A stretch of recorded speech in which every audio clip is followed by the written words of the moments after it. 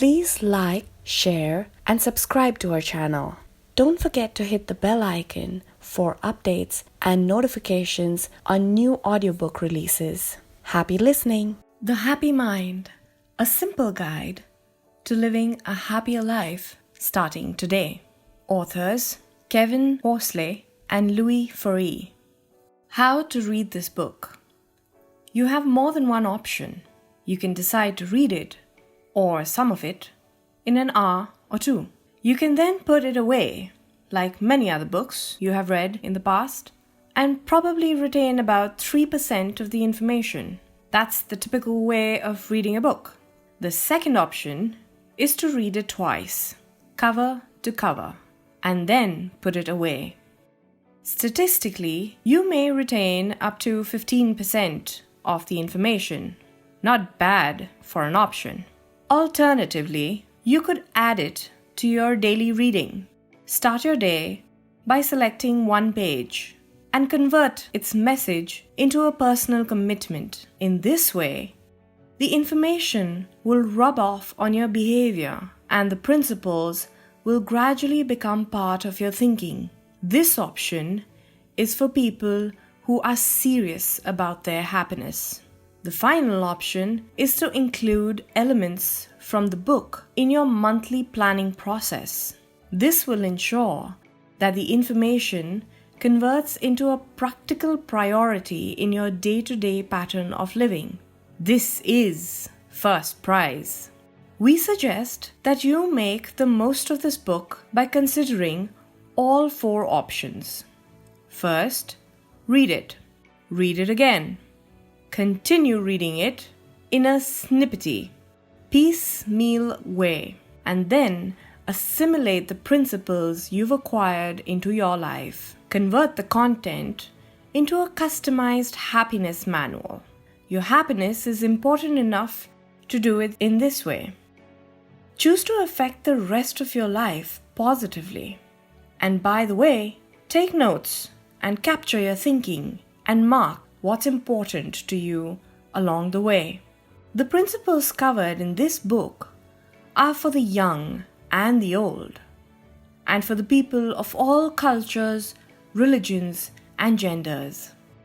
Happiness is an anytime in your life prospect, a whoever you are opportunity, a doesn't matter where you come from chance.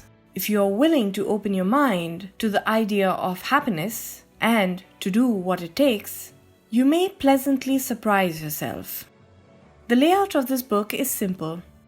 The first 3 chapters consist of a clear look at how happiness is perceived, what it really is, and what unhappiness looks like.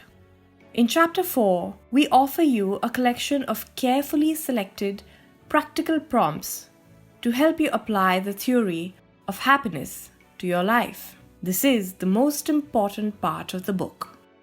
Trust the content. And in chapter 5, we summarize it all in a final few words of encouragement. Make the most of it. Don't look for perfection.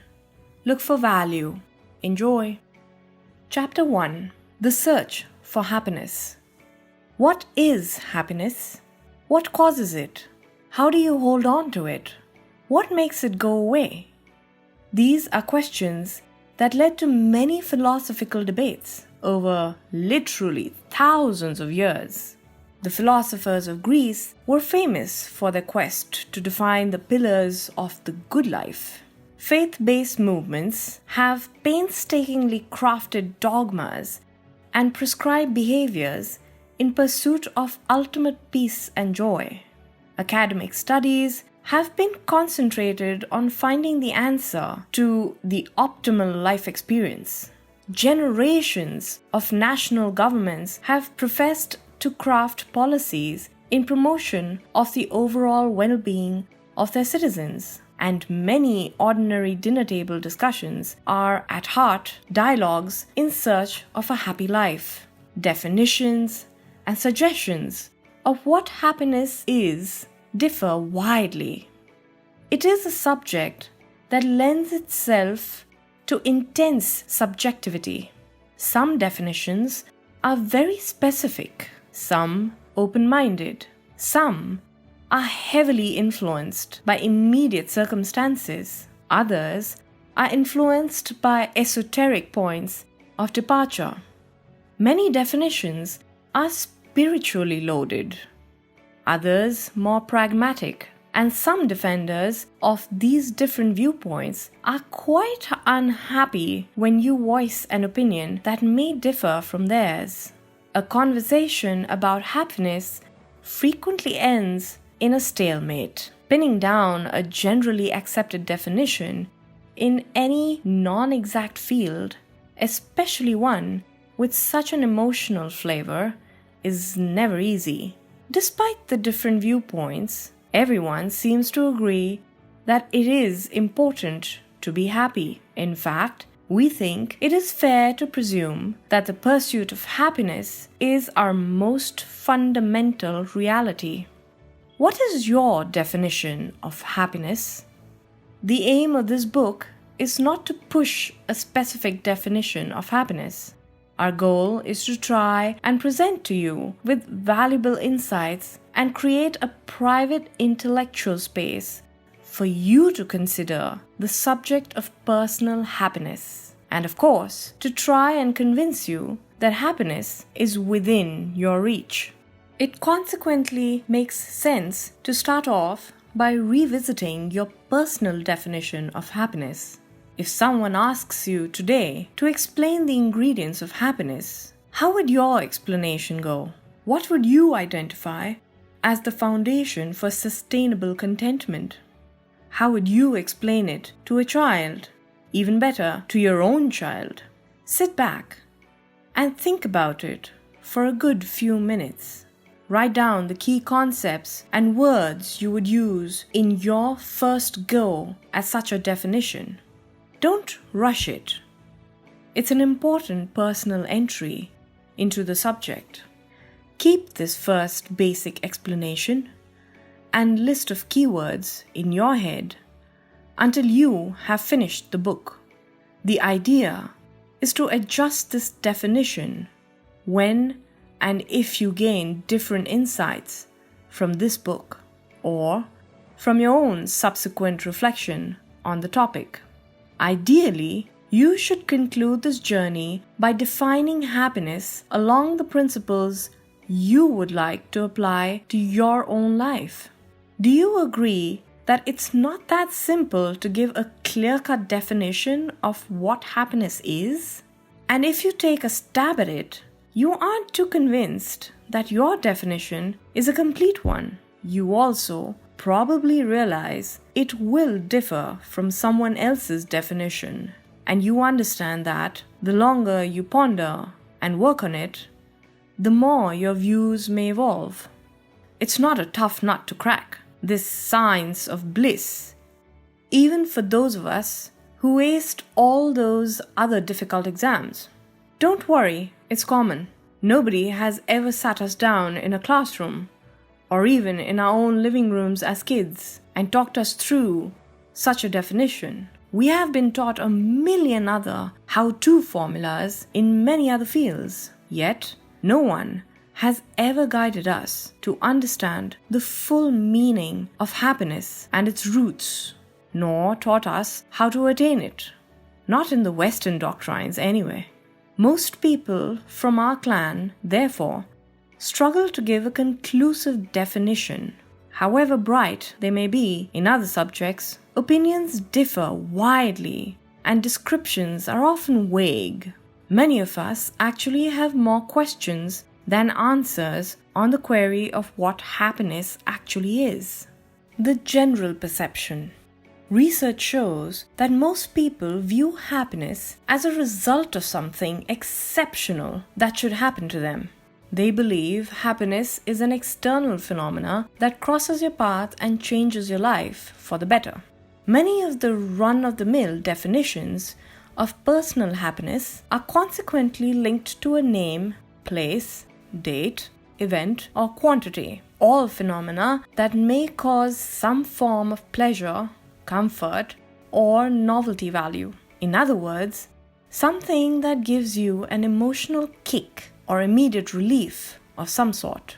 People mostly tend to describe happiness in the form of nouns, something you can touch, look at, show off, experience, refer to, remember, arrive at, or calculate. Something you can push in a shopping trolley, someone in a passenger seat, a street address, an amount on a bank statement. It's time to check your initial definition.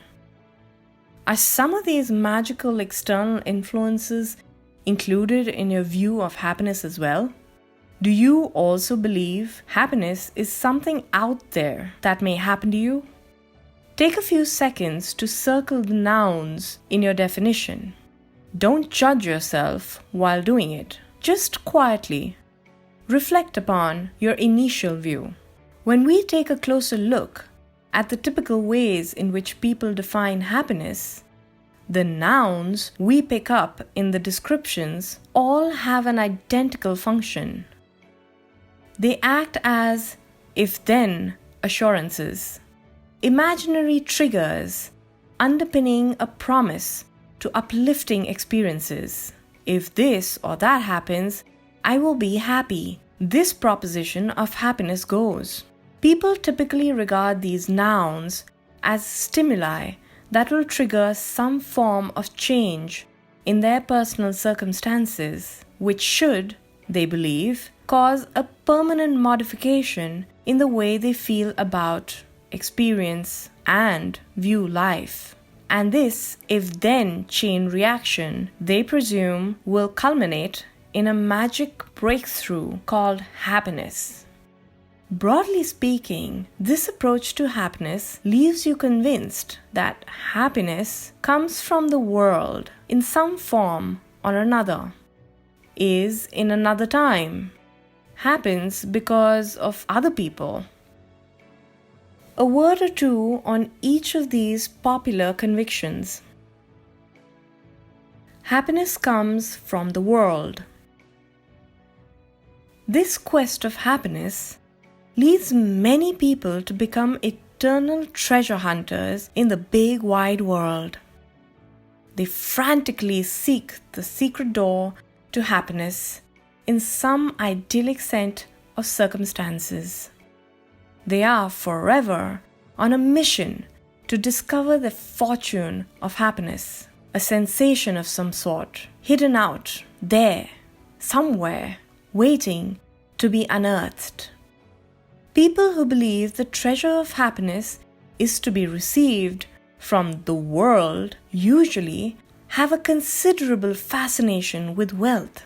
They admire the rich and famous and passionately idolize their lifestyles, even though they may witness many well-off, miserable people every day. They calculate their potential happiness level and they are able to instantly attach a currency value to it. For them, the answer is simple.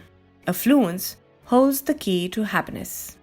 They are hooked by the belief that happiness grows, dollar by dollar, in linear fashion. They have settled for a simple philosophy: the more you have, the more you are. They live one long daydream of having more purchasing power. Ironically, these dreams continue even after they have attained material wealth. Once bitten by this craving, more never really turns out into enough. Their jar of happiness has no lid. This obsession with economic happiness often leads to people to indulge in fairly irrational behavior. For instance, many become terminal overspenders and forever buckle under excessive debt, actually impoverishing themselves in an effort to feel and look rich. Others work themselves to death, subconsciously deciding to compromise their personal wellness or family relationship to answer the call of more happiness currency. Others pin their hopes on chance of gambling or take undue business or career risks to become wealthy sooner.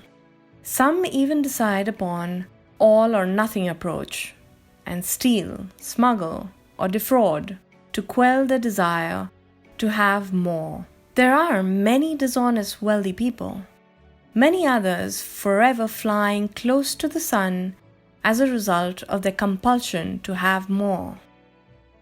A final note to this wealth brings happiness philosophy: money is not the guilty party in all of this. Monetary means can in fact be valuable, and many wealthy people are happy and valued contributors to society's well-being. The problem arises when money is viewed and pursued as a stand-in for true happiness. People who believe happiness comes from the world often also falsely believe it originates from status. We may argue that it is related to the fascination with wealth, and sometimes it is. However, in essence, it is about power or an elevated position in whatever form, whether related to riches or not.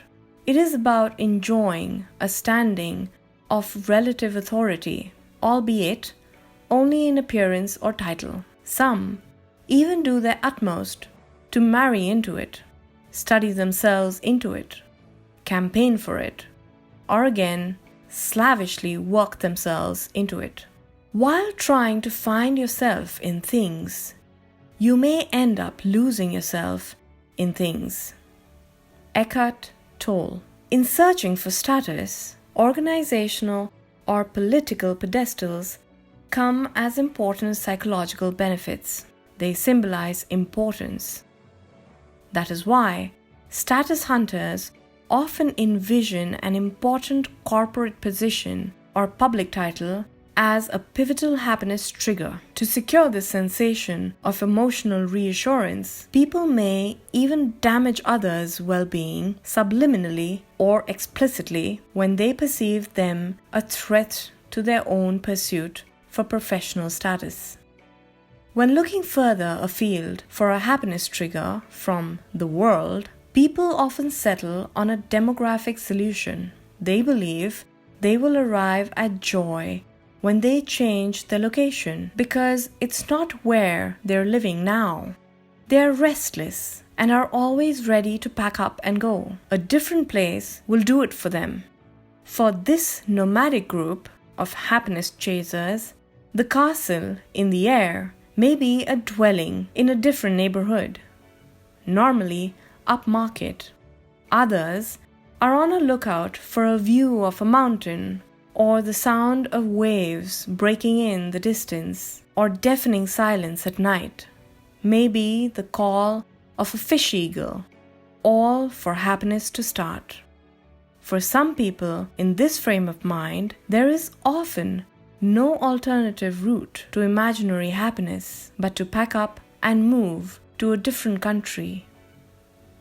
They believe happiness starts the moment the containers have been emptied. A last example of happiness originating from the world: there are people who are on a constant mission to improve their physical appearance, as they are convinced that good looks and youthfulness holds the key to a happier life. They push the boundaries of fashion and pretense, and often go far beyond simply looking decent. In fact, the promise of attractiveness and beauty in whatever form has resulted in the formation of huge industries, nip and tuck surgeries, hair boutiques, designer clothings, trophy restaurants, you name it, all are thriving on the obsession to appear in charge because it will spill over in happiness. Again, there is nothing wrong with caring for yourself and your appearance. The problem is in the if-then happiness equation that may be attached to it, in the belief that a superior projection of yourself will unlock sustained bliss, and that happiness can be found in a makeover. And so, people scrutinize the world day in and day out, imagining and pursuing perceived conditions of happiness. We've touched on only a handful of instances. there are many more from the world examples. What is your take on this view of happiness? Do you target a form of access to bliss, an object that will unveil it, or an altered situation out there as your guarantee to happiness? Do you believe an impulse from the world holds the key to sustained contentment? Do you wait for happiness to arrive? Happiness is in another time. The second if-then experience people often target for a happiness response is a change in time. Many people believe happiness is wrapped up in the passing or reversing of their present. They are time traveling day in and day out, dreaming of another era of their lives, one to come or one gone by. This view of happiness may usually make people spend a lot of their present in an imaginary future.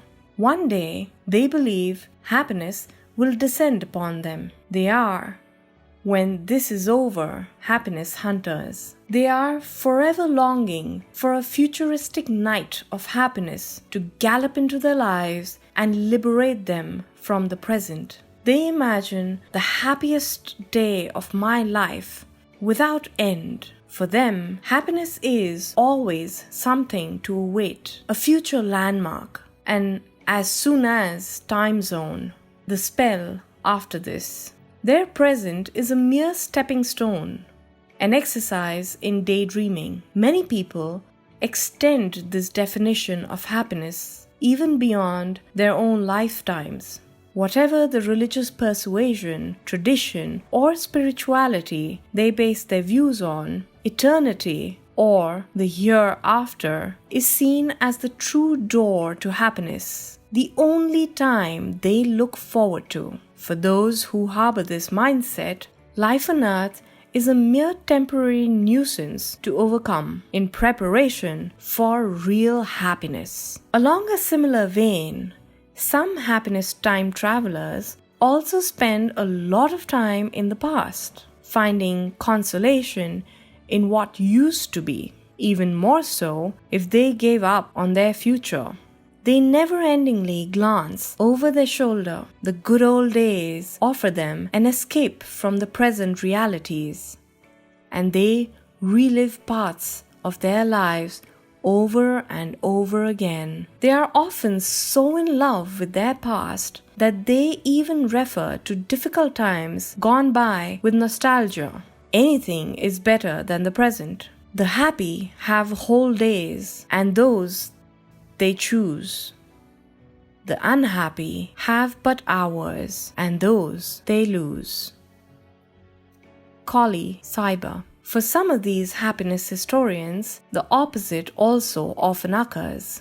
They spend a lifetime trying to undo past events and decisions because such a self-generated memory correction, they believe, will be the stimulus to happiness. If they can just slice away certain recollections and bleach the past from memory, a door to a second chance called happiness will open. They keep their present occupied with the most disempowering quest possible, trying to reset the past.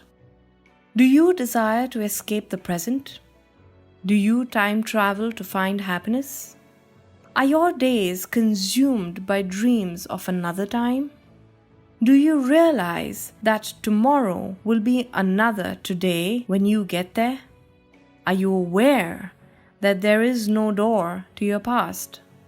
Do you spend a lot of time where you cannot be? Happiness happens because of other people. The third mirage of happiness that some gaze towards is other people. This belief is linked to three simple words when happiness is defined: she, they, and he.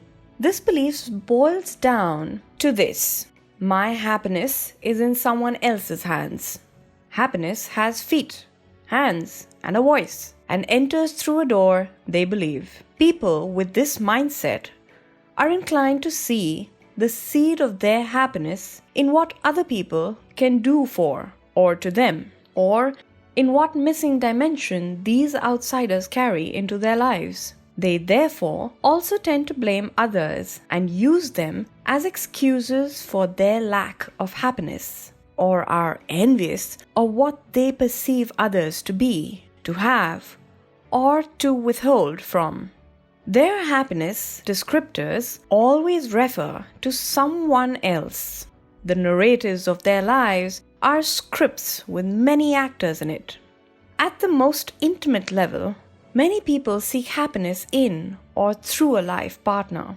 They believe that another person holds the key to living happily ever after. They idealize the perfect partner from an early age and enter such a relationship with amazingly lofty expectations for happiness. Paradoxically, for those who enter this relationship unhappy, this partner then often also becomes the object of their unhappiness.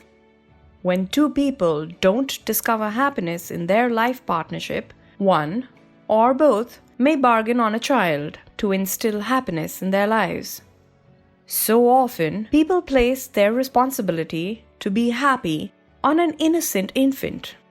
A baby will solve our relationship inabilities to bring us happiness, they believe. They, in effect, transfer the responsibility of two adults to carry their own happiness to a baby. Eventually, this effort only creates a third unhappy person, the child. When hiccups occur between life partners, those who believe happiness comes from others often opt for adultery in the hope that a third party will be the escape door to happiness. They naively believe that a lover or a next life partner will solve the crisis. They continue to look for happiness in an other half. Excessive reliance on friends and family also plays an important role in the definition of happiness for those who have an intensified bias to link other people to their happiness. They tend to develop demanding social relations for all the wrong reasons, based on the inclination that any family member or friend has the right to intimate zones of their lives. They are often heavily dependent on the acceptance and recognition, even the intriguing bickering that may result from this self-enforced sense of belonging. Ironically, they give these people access to their lives, then eventually blame them for their unhappiness. Happiness grows at our own firesides. It is not to be picked in strangers' gardens. Douglas Gerald. For many people, an employer holds a very important key to their personal happiness. Security is crucial to most people, understandably so, and most of them see an employer as the ultimate guardian of their security and therefore of their happiness. Many people are also heavily dependent on the social dynamics of the workplace and depend on this for a happiness stimulus. However dysfunctional the results often turn out to be, the place of work for them is much more than a source of income. And then people have an astonishing expectation towards government to guarantee a certain level of personal happiness. They view the government as this mythical provider and ultimate source of security and comfort. Just listen to conversations around you. How unhappy some people are about what their government has done to them or hasn't done for them. A government is a perfect punching bag for many unhappy people. Any form of authority is the ultimate crutch. A last example. The seekers of people-focused happiness often idealize personal icons, constantly imagining themselves into someone else's position, whether physically, economically, socially, or whatever other features of someone of note they aspire to. We frequently hear people say, "I wish I were more like him," or "if only I could be in her shoes," and "they are so lucky."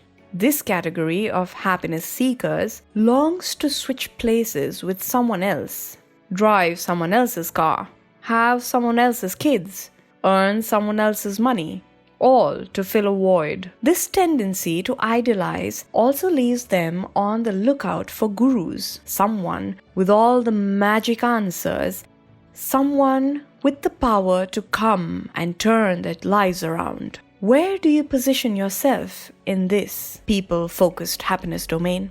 Are relationships a constructive element of your life? Or are you looking out for happiness in the form of another person? How balanced is your dependence on people? Do you bargain on someone else to do for you what you should be doing for yourself? This, in short, is the lens through which the majority of people either explicitly or implicitly tend to view happiness. They see it as the result of an external influence, imagining how something, someone, or sometime will change their lives for the better. They are essentially outsourcing their happiness, waiting for it to happen to them from the outside. Chapter 2: Happiness is. The fundamental flaw in searching for happiness out there lies in confusing pleasure for happiness. The basic misperception leads to the belief that happiness is either a once-in-a-lifetime delight or the compound effect of many pleasurable experiences. There is, of course, a place for pleasure.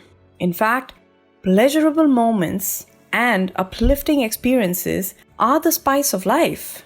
Make sure that you fully enjoy the ones you choose. Just understand that their effect wears off.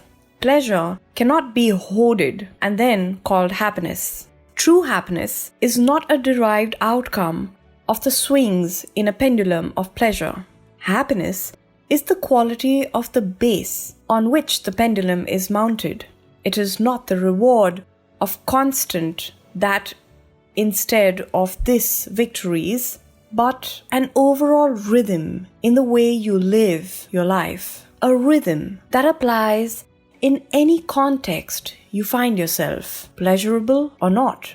Although the if-then notions of happiness are dominant and loud out there, the truth is that genuine happiness is a now and here skill. It is the byproduct of a specific way of living your life. It's not on the horizon, it's under your feet, not to be found up there, but down here. It's not a dessert, it's the meal. Revisit your original beliefs about happiness again. Those first thoughts you wrote down. Are your initial perceptions about happiness associated with enough now and here ideas to your liking? How big is the shift you need to make in your definition to move your personal happiness from out there to in here? The happiest people seem to be those who have no particular cause for being happy, except that they are so. William Ralph Inc. What traits are shared by happy people? In other words, if happiness is the offshoot of a pattern of conduct and not simply an assortment of highs, what are the underlying features to the pattern? All our research, interactions, and observations have led us to conclude that happy people share 9 common qualities. Number 1, they think in a different way. 2, they assume full accountability for their circumstances. 3, they enjoy simple things much more. 4, they own up to their future. 5, they are passionately engaged in what they do for a living. 6, they invest in their overall wellness. 7, they have constructive relationships. 8, they harness an optimistic worldview. And 9, they accept that happiness is a day-to-day effort. You may get the chicken and egg feeling when you look at this list. Is this what happy people do? Or may ask for? Or is this what happy people do to be happy? The truth is that it's a fair portion of both. Applying these principles in your life feeds happiness, but they also come easier for people who commit to their own happiness. It doesn't really matter which comes first. What does matter is that these principles are embedded in the lives of people who are happy with who they are and with the lives they have chosen to live. Let's pause for a moment and briefly reflect upon each of these happiness traits. 1. Happy people think in a different way. Happy people view life through a productive window. The general way in which they give meaning to everyday information and events is not tarnished by fantasies of personal threats or portrayals of what is amiss. They empower themselves with an enabling perspective on matters instead of settling for the downside. They seek true answers and support lasting solutions, even though it may not be their answer or solution. The ancestor of every action in your life is a thought. How we think is how our lives work out. Over time, our reality mirrors the way in which we choose to make sense of life. We structure our lives in our heads. Happy people often appear to be fortunate.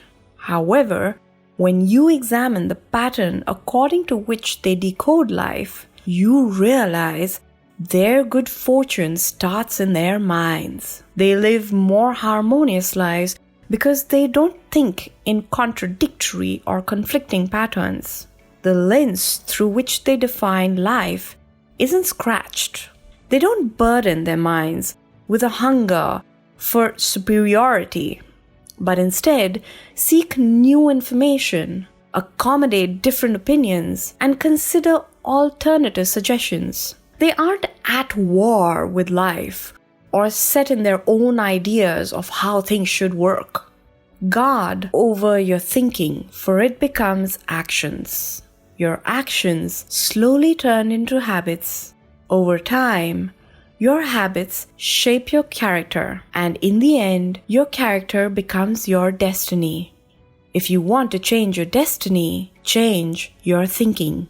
Anonymous. The way in which we consider and work with information in our minds influences both the visible and invisible quality of our energy. The energy we carry originates in our heads. Happy people are energy rich. They subject their anxieties to the authority of reason, oppose them through a spirit of compromise, and diminish them by living in peace.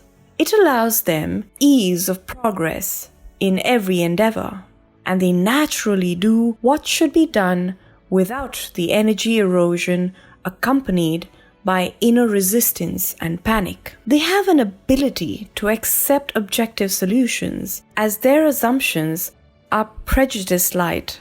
Happy people are for solutions instead of being against problems. Their power is stable and abundant because they don't interpret life as a place of scarcity. Their welcoming disposition towards life affords them a remarkable sense of freedom and inner peace. How productive is the nature of attention you give to life? Does your appraisal of the world energize or drain you and others? How many enemies do you visualize out there? Enemies who may actually be friends in the making. Are you open to new information and learning, or are your subjective positions blocking your growth? How dramatic is the movie playing out in your head? 2. Happy people assume full accountability for their circumstances. Happy people don't live in a protective bubble. They share the winters and summers of life with other mortals. They live under the same circumstances as less happy people, but choose to behave differently towards the ups and downs they weather. Happy people take charge of their circumstances. They refuse to be imprisoned by what happens to or around them. It seems much easier for them to counter the negative effects of unfriendly conditions while they display the habit of making the most favorable circumstances. All this simply because of an orientation of life.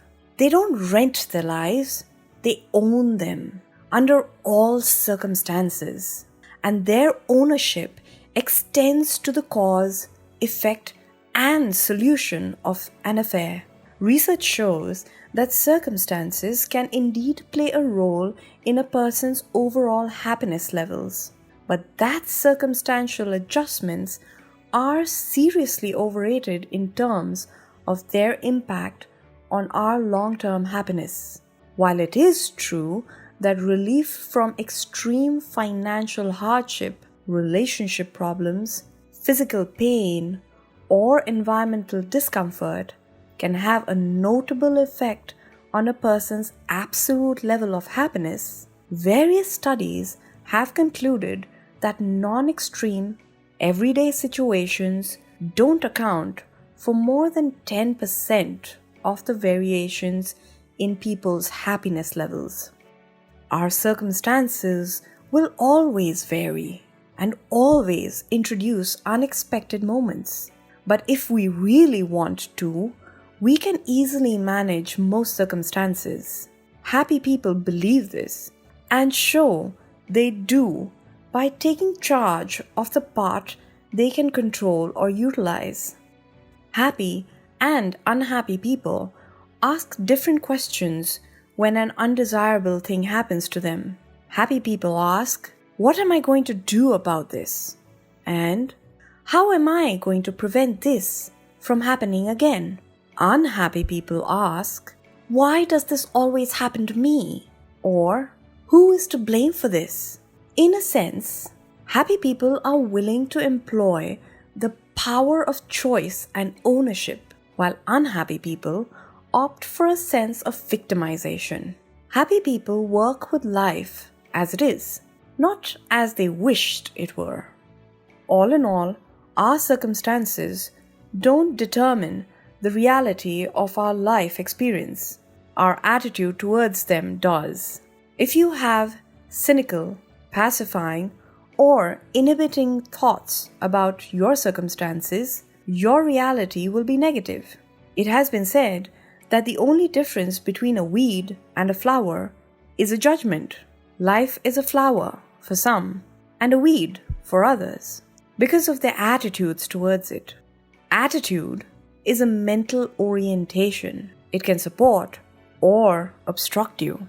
Every thought about your circumstances you consciously confirm to be true will multiply. Such a thought becomes a belief. The story of your life portrays these beliefs as they shape new consequences. When you change your pattern of attachment to circumstances, you gradually change this mental construction and you lay a new foundation for how to manage and shape your conditions. It's a choice that offers freedom, but also a choice that needs to be backed energetically. Circumstances may originate externally. The extent of their effect on us is an internal affair. How well do you manage circumstances and changes in your context? Do they overwhelm you time and again, or do you choose to manage them actively? Do you make things bigger than they are? Are you a victim, or are you an owner of the conditions surrounding your life? 3. Happy people enjoy simple things more.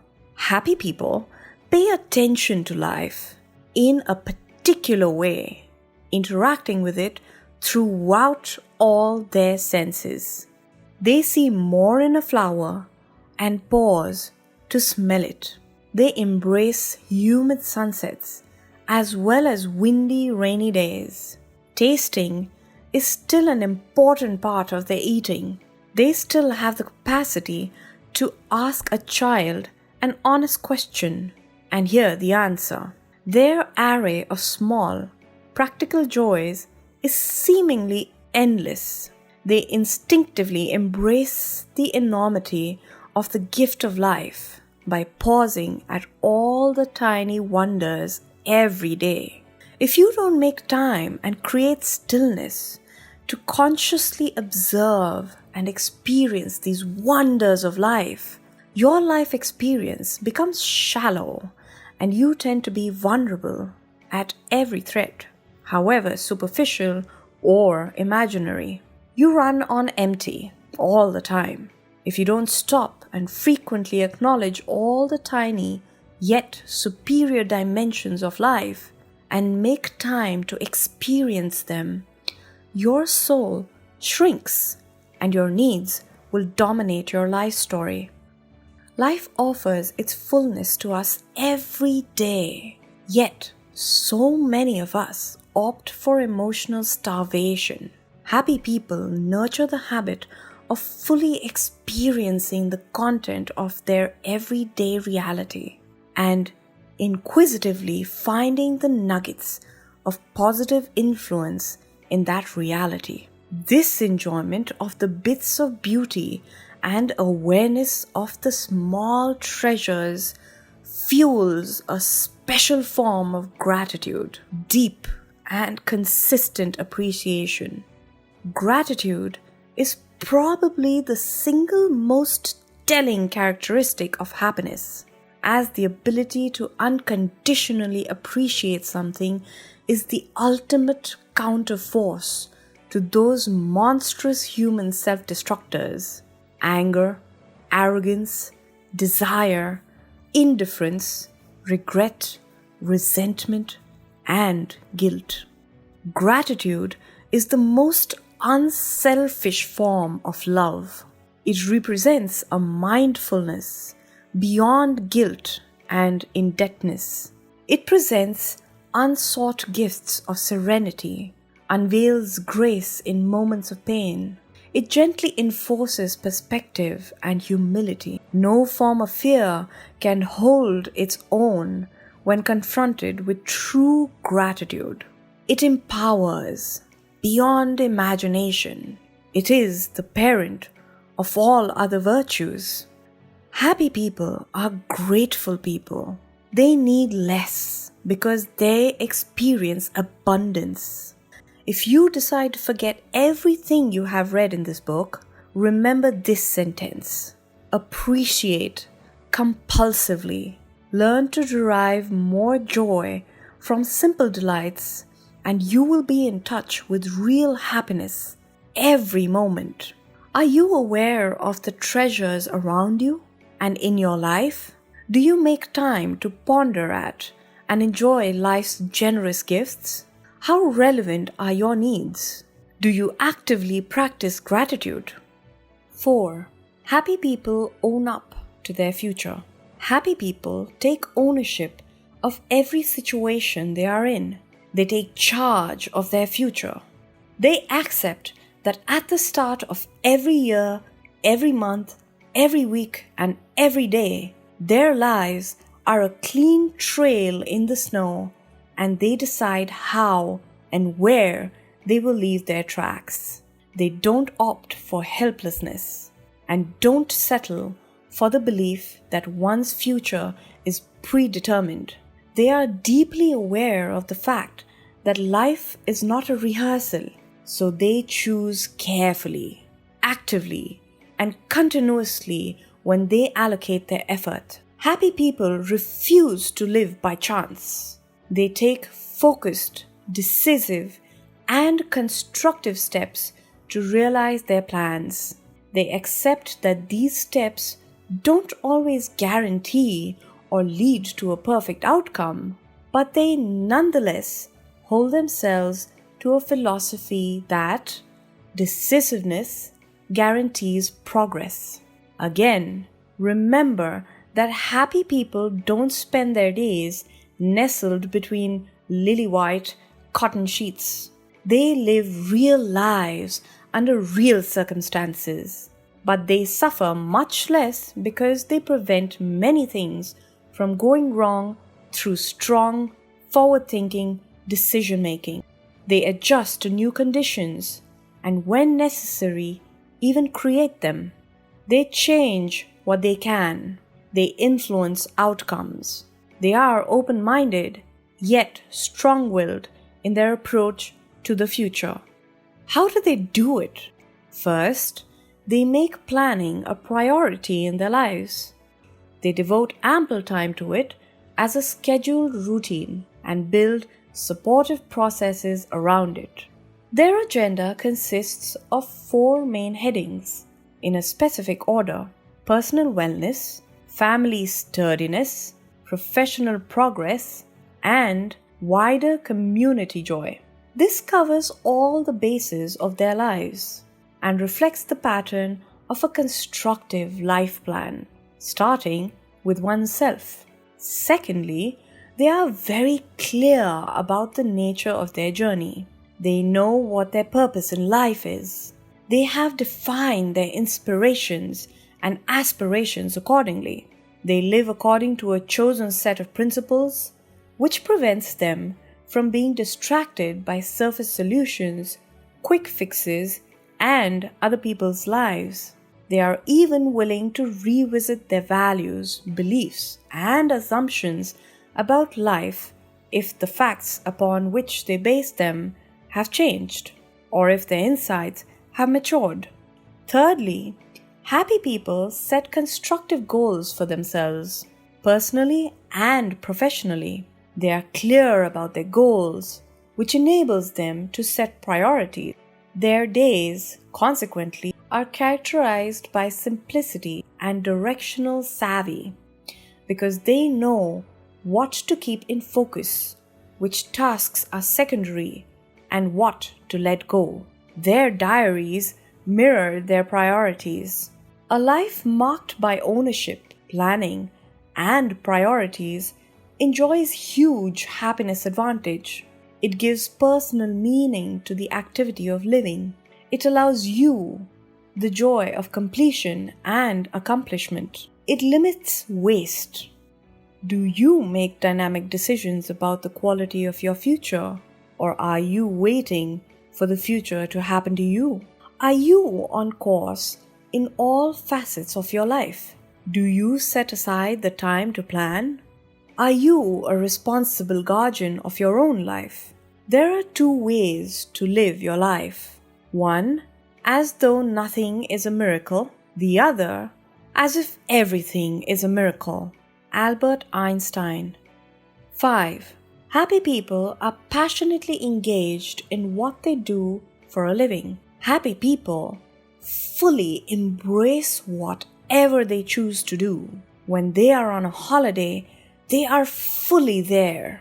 When they read, they take in every ounce of information. When they practice their faith, they reorient their spirits for optimal growth. When they choose to retire, they feel the freedom of joyful content. When they listen to music, they hear every note and nuance. Full engagement is a practice of passion.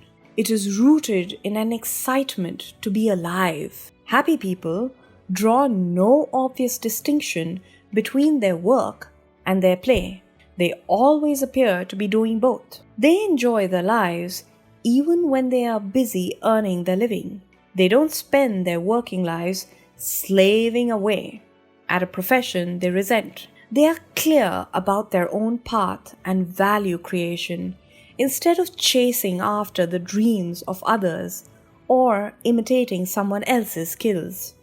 Happy people respect and play their strengths and allow aspirations associated to those strengths to shape their potential.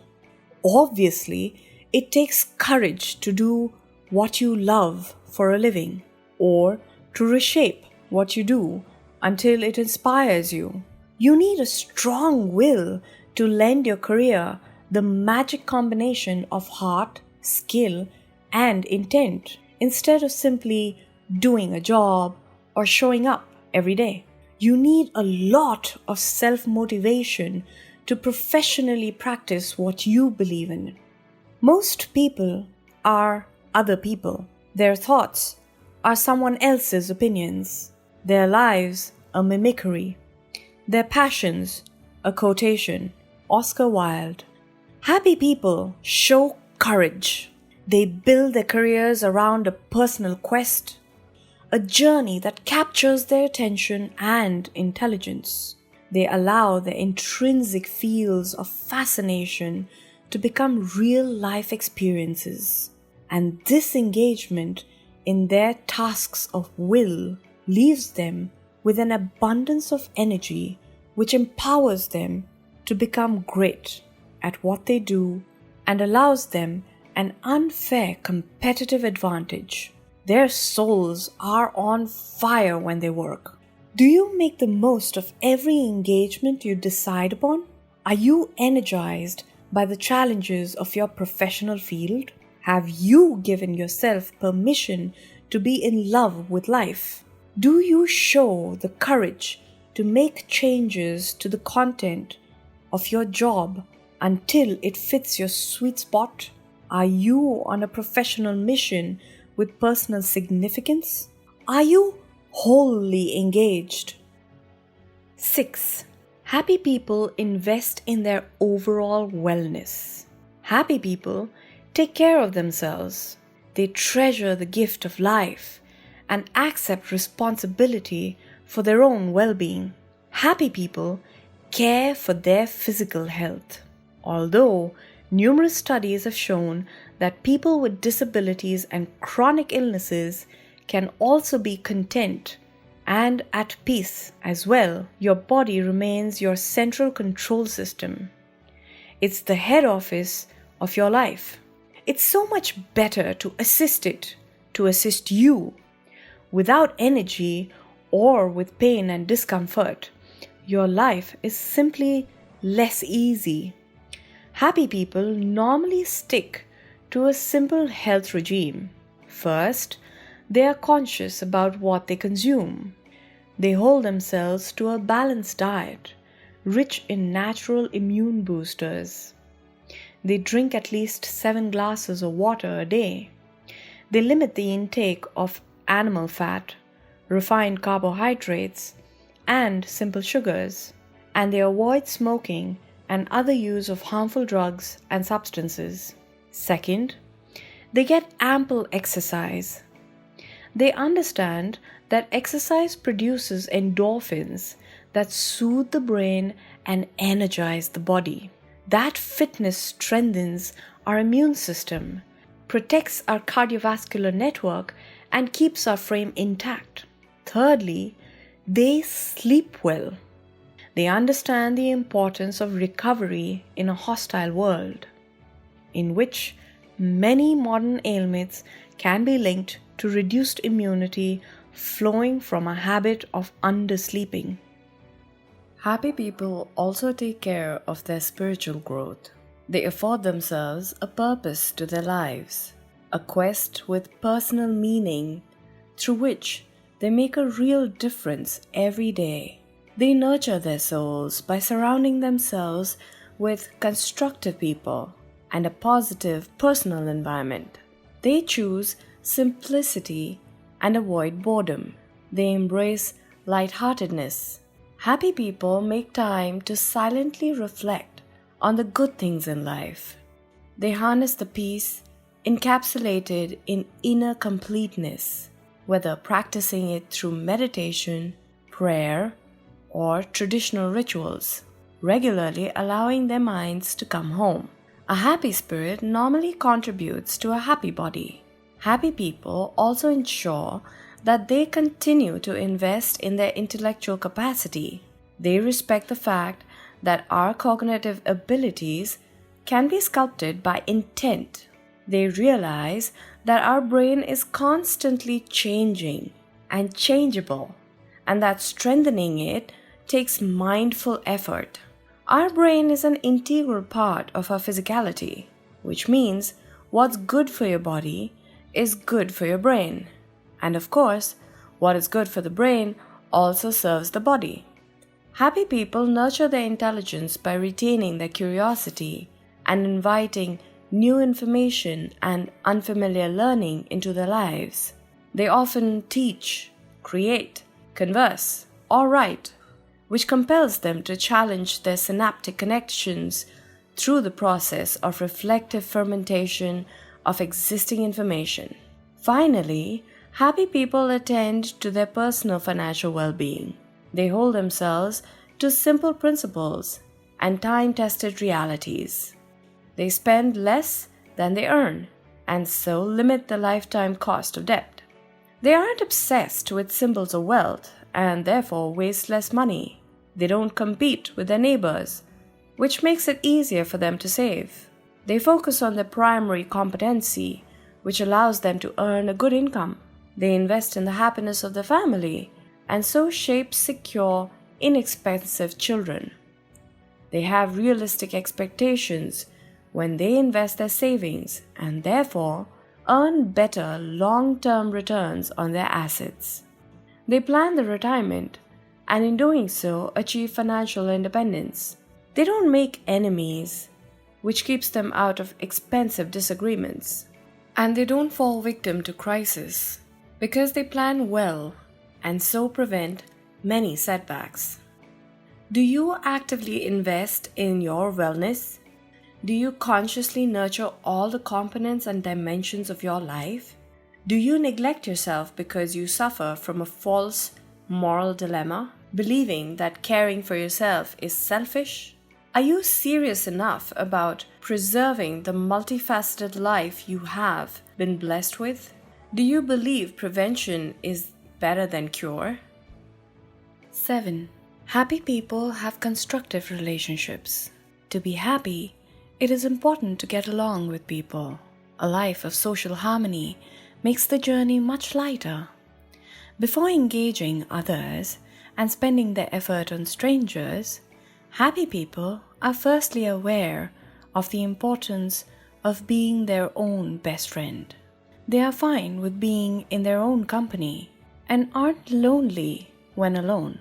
Their most important relationship with themselves is intact, guilt-free, and undemanding, a calming experience. Because this primary relationship is intact, happy people also have sound relationships with those around them. We are not made to live in isolation. Virtually, all happiness research of significance underscores the importance of positive relationships with family, friends, and members of the communities we belong to. We remain, in essence, an ultra-social tribe, and our associations with others address our deep-seated need to collaborate, to be accepted, and to share the spoils. Happy people are great relationship gatekeepers. They are good friends, but only to good friends. They don't measure the quality of their relationship experience by the number of people in their lives. They carefully select their relationships. They don't associate with self-destructive or self-centered people. They walk away from negative attitudes and toxic mentalities. They don't fall prey to abusive associations. Happy people don't see this choice of relative exclusivity as being selfish, but as self-preserving. There's one sad truth in life I found while journeying east and west. The only folks we really wound are those we love the best. We flatter those we scarcely know. We please the fleeting guest and deal full many a thoughtless blow to those who love us best. Ella Wheeler Wilcox. Positive relationships are like a campfire. You have to feed them to prevent them from burning out. To lighten each other's burdens and share each other's joy is energy intensive. Less is more. To invite many people into our lives is like trying to spread 1,000 loaves with a single pat of butter. We are wired to maintain roughly 5 to 7 relationships well. Anything more causes quality leakage, exhaustion, and unnatural behavior. It normally leads to all your relationships becoming superficial and unsustainable. Solid relationships aren't crowd compliant. This doesn't mean that happy people don't know many people or have more than a handful of acquaintances. It comes down to the fact that they realize you can't invest in more intimate relationships than you are humanly capable of sustaining. And they are conscious that after relating well to themselves, first in line for quality attention are those people who share a roof with them, the members of their household. When Mother Teresa received the Nobel Prize, she was asked, "What can we do to promote world peace?" She replied, "Go home and love your families." A great source of unhappiness is people's focus on fringe relationships and the neglect of their intimate ones. How would you rate the quality of your relationships? Are you peaceful in your own company? Do you leave people better off? Do your relationships overwhelm or strengthen you? Are the members of your immediate family a priority in word and deed? 8. Happy people harness an optimistic worldview. Happy people are positive people. They view and approach life through a filter of realism, yet retain an infectious enthusiasm about life in general. They choose to live less serious lives.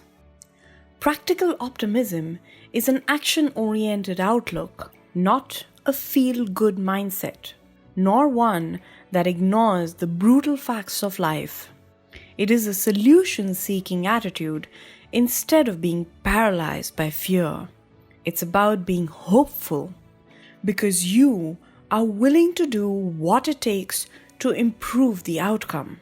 It's about eagerly learning lessons, being involved in refining and implementing improvements to your practice of living. Real positivism is about solving and preventing problems, not laughing them off or naively looking away when they occur. It's a capacity to view failure as temporary, limited, and a part of life, and then moving on to a solution. A positive mindset demands that you don't hoard baggage. Happy people put the past behind them. They forgive more easily. They don't waste energy on carrying grudges and playing judge. They are not energized through revenge. This attitude, in some senses, echoes Shakespeare's words. "I would rather have a fool make me merry than experience make me sad." They have resolved that being glum is the most unproductive way of spending their present. Happy people see the funny side of life. They can chuckle at life and laugh at themselves, and they do it often. They enjoy humor for what it is, a very efficient shock absorber to life's turbulent moments, exposing all those ironic gaps between beliefs and reality, between trivial and important. They have a resilient spirit. When they smile with their eyes. They carry lightness. Does your view of life make things easier or more difficult for you? Do your opinions energize and inspire, or do they dent the spirit of those exposed to you? Do you solve problems, or do you sulk about them? Do you laugh enough? Do you move on, or do you get stuck? 9. Happy people accept that happiness is a day-to-day effort. Now for the sobering part, leaving the crucial message for last. Happiness is work. Being miserable is infinitely easier than being happy, because many of life's moments carry the capacity to turn on us if we allow them to. We are practically surrounded by unhappiness traps, inside ourselves and in our circumstances. So if we don't attune our minds and actions to counter these pitfalls every day, we will surely fall victim to many of them. Our complex society and apprehensive nature invite us to self-destruct and make life very personal. Happiness is therefore a thing to be practiced, like a violin. Someone once said, "Happy people start by giving themselves the go-ahead to be happy. Then they work at it every day, starting with a clean slate to keep this permission alive. They approach it with serious intent, yet conquer it one step at a time. If you are not committed to this consistent effort, happiness will be difficult to sustain. Nothing worthwhile ever comes easy. It's no different from any other spheres of your life. Your thirst isn't quenched forever when you drink a glass of water. Your bills aren't paid forever once you mail one check. You don't stay fit if you don't exercise often. And so, you won't be afforded unconditional happiness without consistently doing what needs to be done to keep your life aligned to the disciplines of bliss. Alexander Dumas once said, "Happiness is like those palaces and fairy tales whose gates are guarded by dragons. We must fight to conquer it." Happy people take on this challenge with renewed enthusiasm every day. This is the reason for the second part of this book, to help you create a framework within which this work makes sense. Always remember what they say about overnight success. It's normally years in the making. Happiness is a classic example of such an overnight success. And that's it. These are the 9 principles that direct and characterize the lives of truly happy people. It sounds simple, and most of it should actually come across as general knowledge. But you will be surprised how many people regard them as too simple. They keep on searching for the secret. We know each of these 9 points justifies a book on its own. We simply want to sensitize you to each and invite you to wrap them around your own life. Recall them often as reminders to steer your personal happiness journey. Test yourself daily against these principles. Build your own strategy and routines around them. Treasure and upgrade those already in place in your life. You could even consider to, in time, read a good book on each one of these principles. Action may not always bring happiness, but there is no happiness without action. Benjamin Disraeli. Chapter 3. The Origin of Unhappiness. Why return to unhappiness, you may be asking, when you are just about getting the drift of what happiness is? The answer is simple. Happiness is the type of subject you understand even better when you analyze its foe. By spending a few moments on the opposite end of the scale, you also have an opportunity to subconsciously audit your own vulnerability to unhappiness. The ingredients of unhappiness. Unhappiness is not about having more downs than ups. It is about going through life forever, desiring something else. It's a state of lasting discontentment, and it happens for different reasons at different times. When you analyze the phenomena of inner poverty, it comes down to the inverse of the happiness principles we covered in the previous chapter. The degree of unhappiness may vary from person to person, and the prevalence of some of these principles more dominant than others.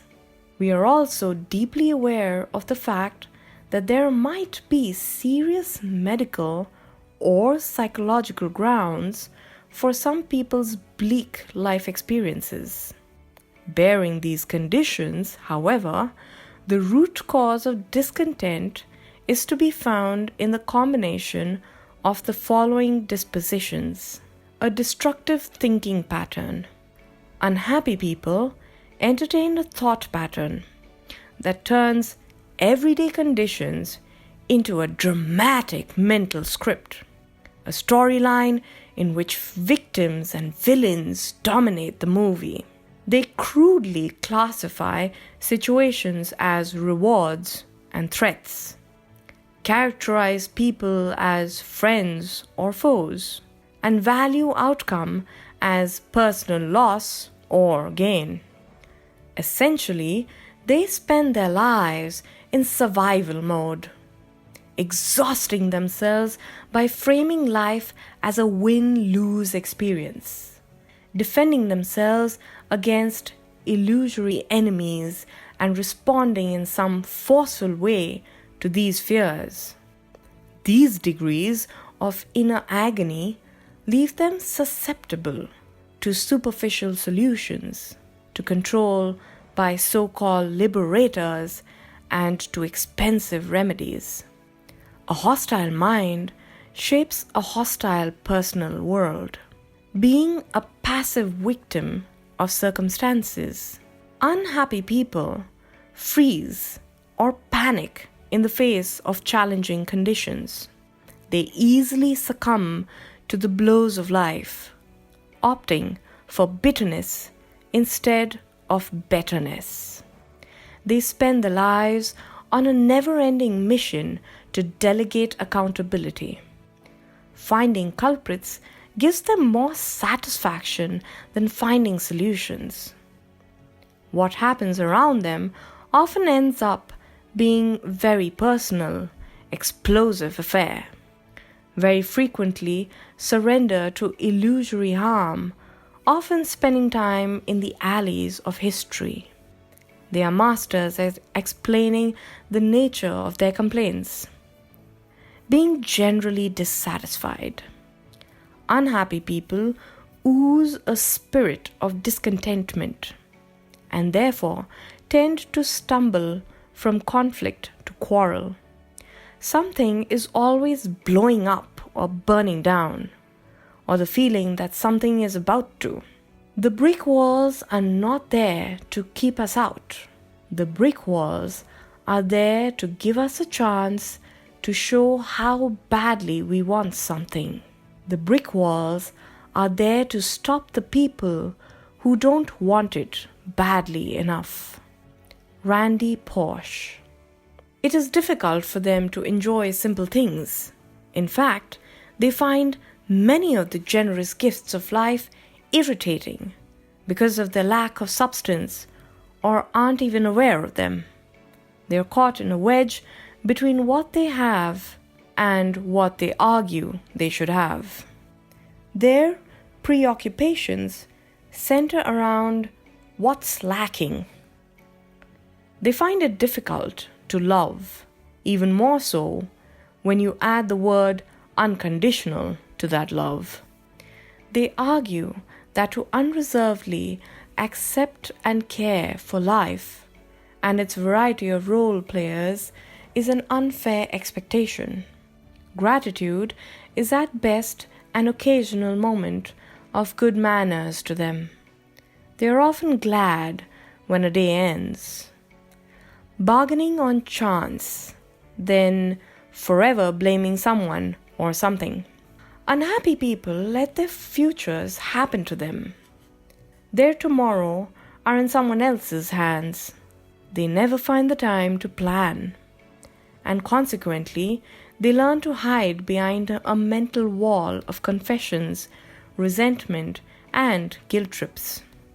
They're always ready to identify a perpetrator, and they spend endless hours in illusory court cases, finding someone else at fault, reaping their limited moments of meaning, at someone else's expense, and bringing someone else to heel.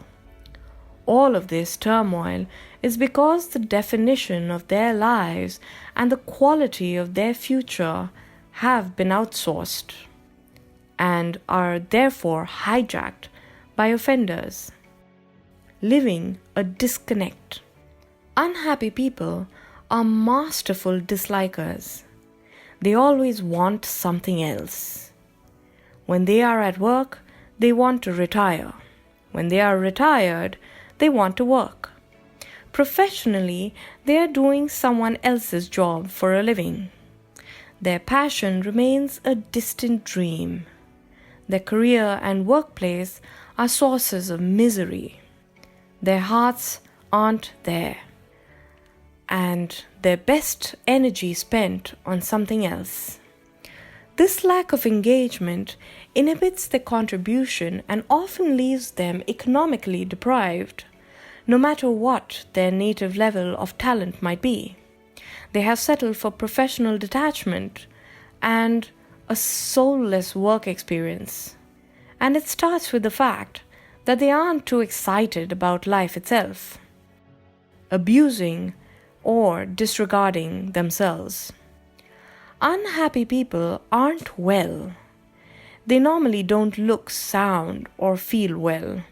They neglect their health, allow their spirit to run dry, and become intellectually lazy. It shows in the second half of their lives when youthfulness doesn't disguise the damage anymore. Their finances are often a mess. Their scars of discontentment reveal themselves in their appearance, sentiment, and behavior. They blame the despair on a hostile environment. But the vandalizing actually started long ago, sadly, often by indifferent parents, and then continued as a personal style.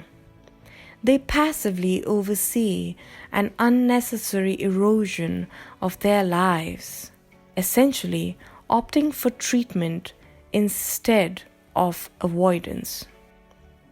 Being isolated from or overwhelmed by people. Unhappy people are often insecure. This may mean that they hide from people, or on the other side of the social scale, they invite every stranger they meet into their lives as friends. Their relationships are marked by unnatural constraints and obligations, a social pendulum swinging between dependence and rejection. Their associations are regularly burdened by control and forceful interactions, normally because of being exposed to such relationship models early in their lives. They usually allow a crooked ranking of relationships, not befriending themselves, attending to those in their own households first, before allowing outsiders into their lives. Being cynical and negative. Unhappy people can spread contagious pessimism and erode the spirit of those around them. They are masters at describing a problem and designing doomsday scenarios, and at dressing up hopelessness. Their conversations are built around personal criticism and general objections. It is as if they are happy when they can be unhappy. They expect the worst from life.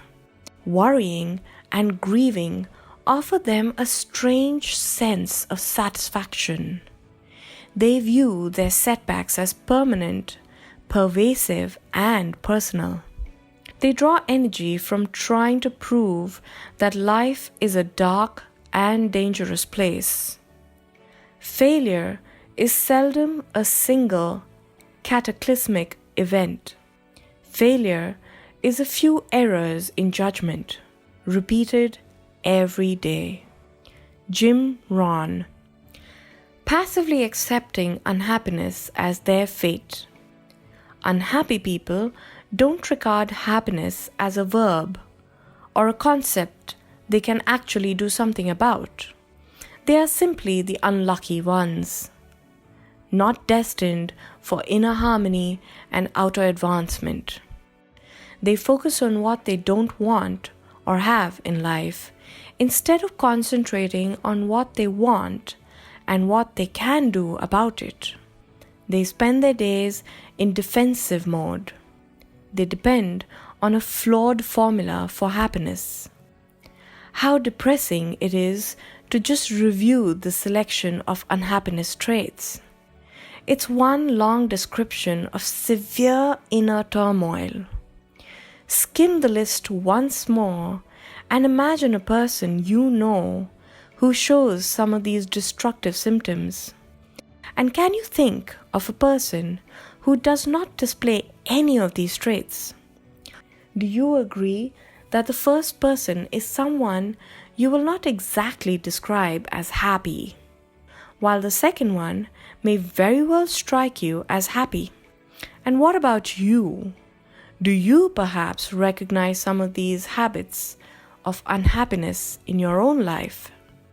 If you do you realize it's probably a subconscious decision to hold on to them? You are free to blame your parents for them, but at a certain point in your life, looking over your shoulder for the reasons of some of these traits in your life just doesn't cut it anymore.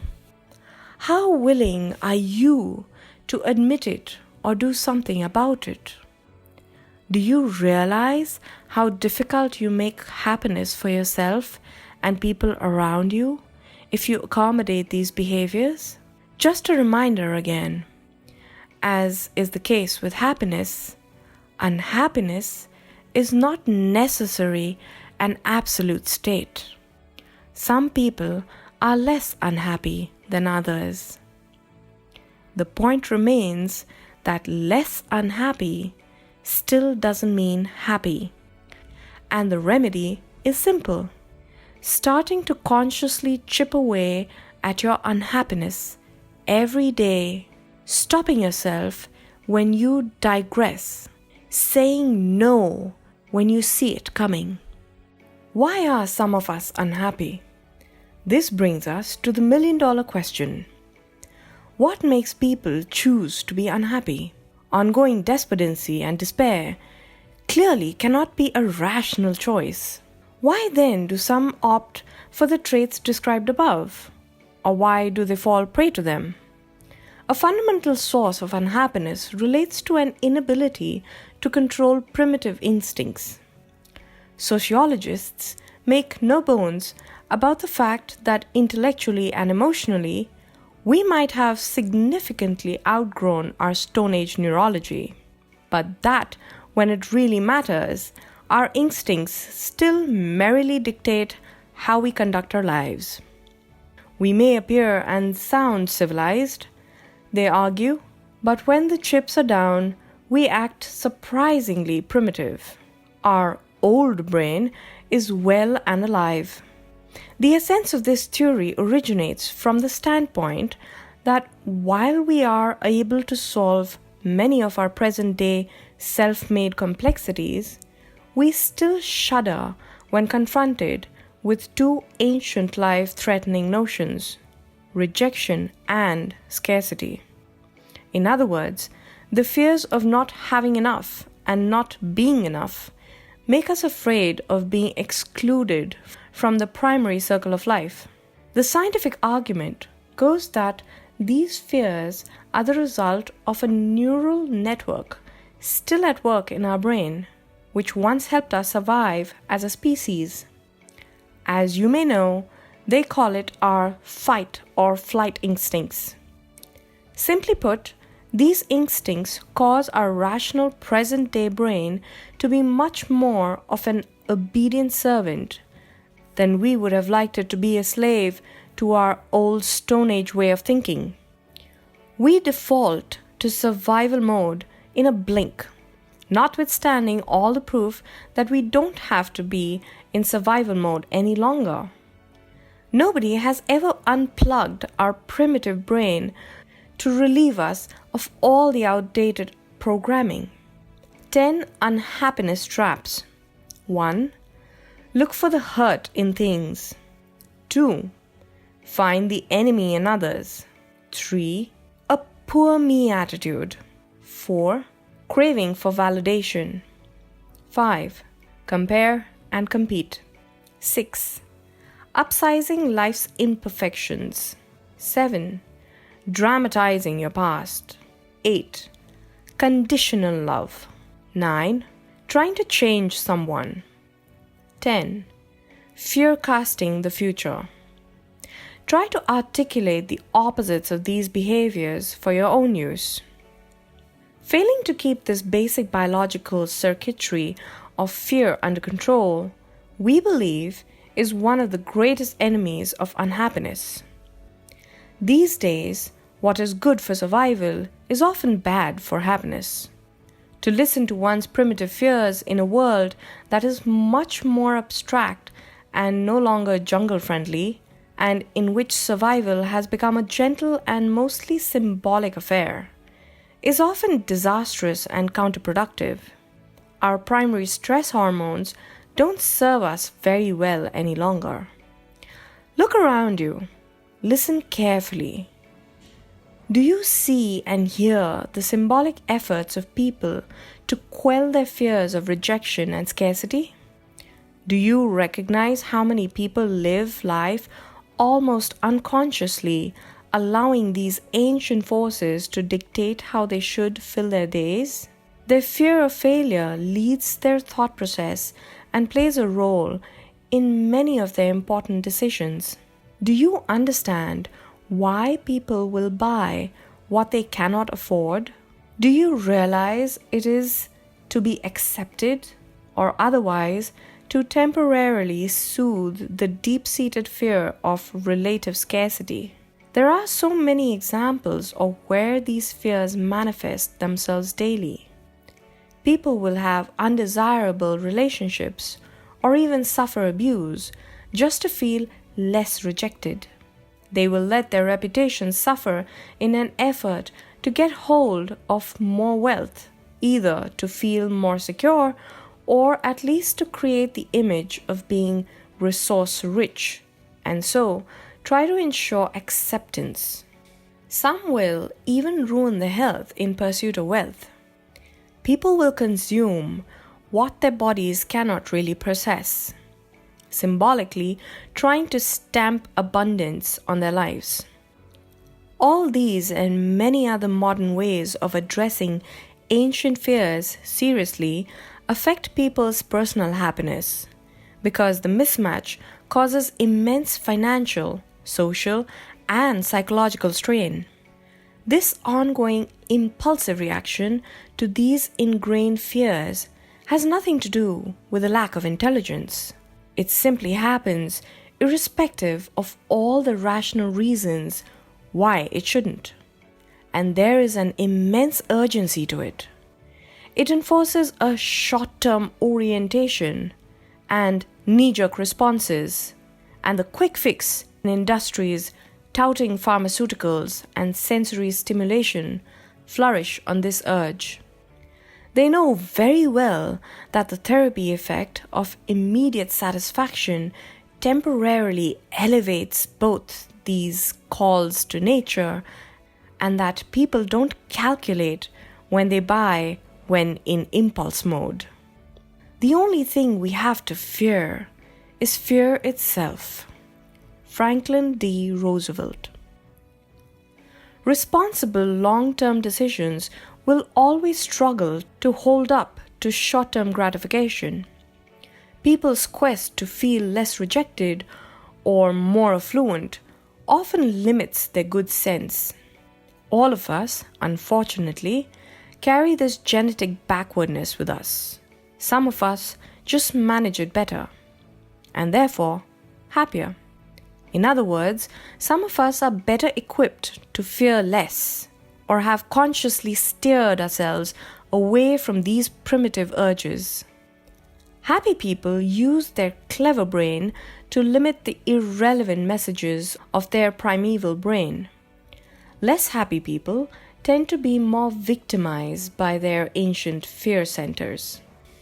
The practical side effects of these neurological fears can be radically pronounced because of traumatic childhood experiences.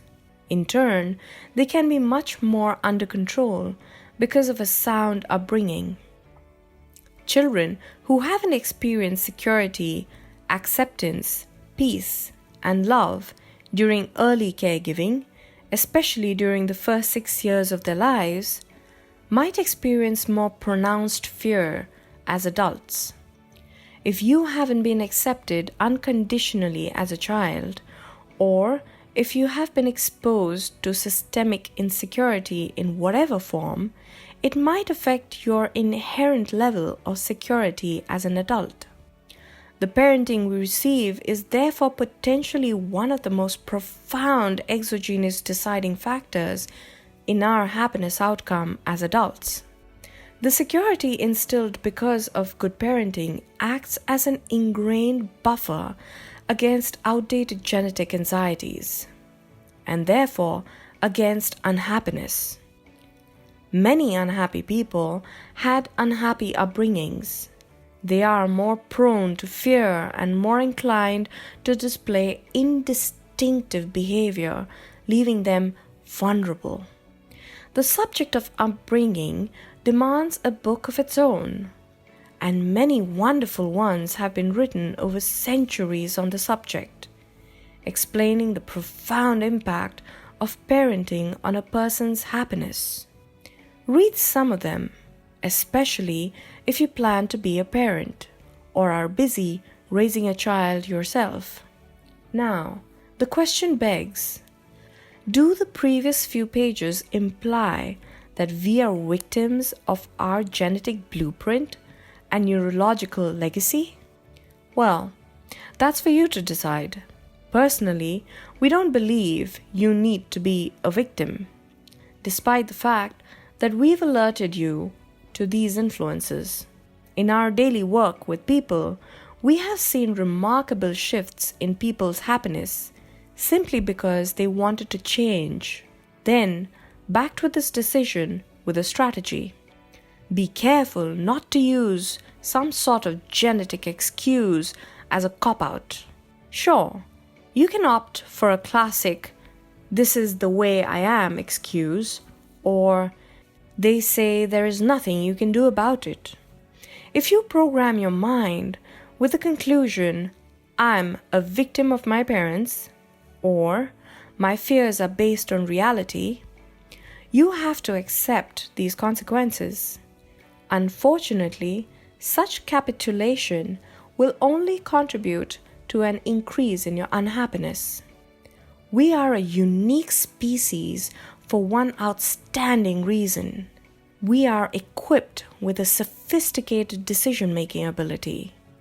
We have minds that can make higher order choices and override instinctive stimuli. The clever part of the human brain, called the neocortex, holds our cognitive abilities, spiritual intelligence, emotional competence, free will, and many other uniquely wonderful capabilities. If you want it to be, it can also be the master of your fight or flight brain. Many people go through life unhappy, passively allowing themselves to be bamboozled by the remnants of their genetic blueprint and the outdated alarms of their primitive brain. They shun their discretionary ability to make decisions about their happiness and refuse to put in the hours to upgrade the capacity to be happy. The absence of willpower and self-discipline is hard to explain. It remains difficult to know why people with necessary intellectual resources still won't decisively do something about their happiness. Why they elect to be victims, and why they avoid the extraordinary magic of choice. The reasons given for this self-inflicted passivity or learned helplessness are vague. Objectively speaking, the excuses are unconvincing as well.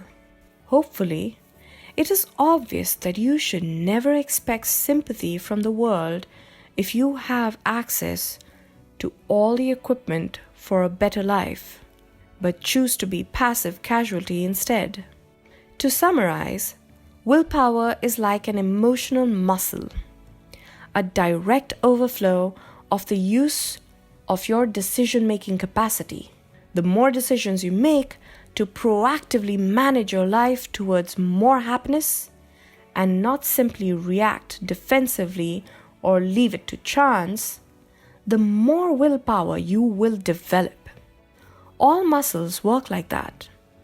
The stronger your willpower becomes, the less you will be inclined to become a victim of genes, outdated fears, destructive habits, and irrelevant activities. Choice is the father of freedom, as following through with action is the mother of permanent progress. Chapter 4. Practical Guidelines, Thoughts, Suggestions, and Reminders in the Interest of Happiness. Let's quickly recap. A happy life is a prolonged experience of meaning and fulfillment, a long-lasting, enduring enjoyment of life, not the arrival of a mystical moment or a string of joyful events. It is the result of taking charge of every part of your day, of every day of your life, and so of your destiny. It is living from the inside out, and it has a lot to do with taking ownership of our own mind. Happiness is profound, yet simple. It is an extraordinary experience, being in harmony with the life you live and with life itself. Happy people don't have special circumstances, neither do they bargain on external windfalls. They are their own people, not exhausted competitors in someone else's race. They differ in that they select to do things differently, think differently, and choose differently, no matter what their circumstances may be. They decomplicate life by the way they respond to it, and apply a mindset that positively influences every dimension of their lives. Happiness is not one big thing. It's not a single answer solution or an instant turnaround. It doesn't arrive with fanfare. It's much less of a silky experience than people realize. It cannot be bestowed upon you. It's not a moment of glory. It's enjoying the process as much as the outcome, and seeing life as a privilege, not a pressure cooker. Seeking happiness as a big moment is in fact the antithesis of happiness. To build your happiness on things you can lose again leaves you forever vulnerable. Happiness is the byproduct of a million small things, whether actions, thoughts, or choices, habitually repeated, an integrated way of living, adding up to a lifetime experience of inner well-being. It's the result of working, playing, and loving considerately, not being a victim of your own needs.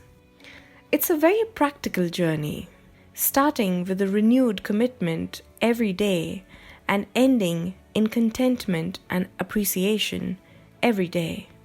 However tough some of these days may be, happiness is about treasuring the simple joys of life.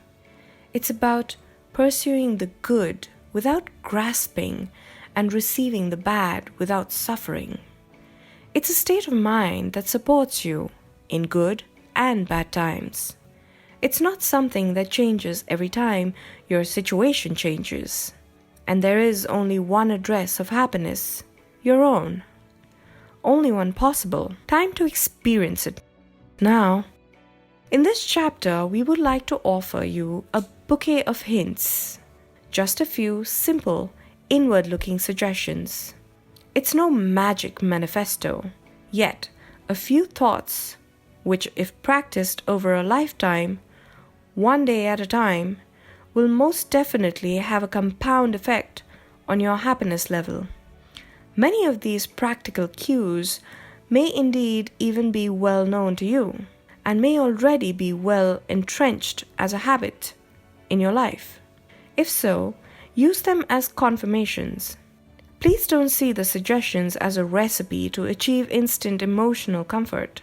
Remember, happiness is work, not magic. There is a lot of rewiring involved. Rather, regard these few pages as a menu from which you may choose to gradually influence your approach to life. It's important that you personalize and establish the suggestions as guidelines in your day-to-day activity map. Depending on where you are in your life, being aware where you came from. We all are different and all have different perspectives, but we can all change if we choose to do what it takes. Misery is among the most democratic of all life experiences. Anonymous. It's up to you. There is nobody and nothing around to make this happiness thing happen for you. Stop looking on the outside. Declare yourself accountable and turn inwards. You have to come to the decision, if you haven't already, that only you can be held responsible for your happiness, that only you can be blamed if you are not happy. Peace, inner fulfillment, and contentment are private, object-like sensations.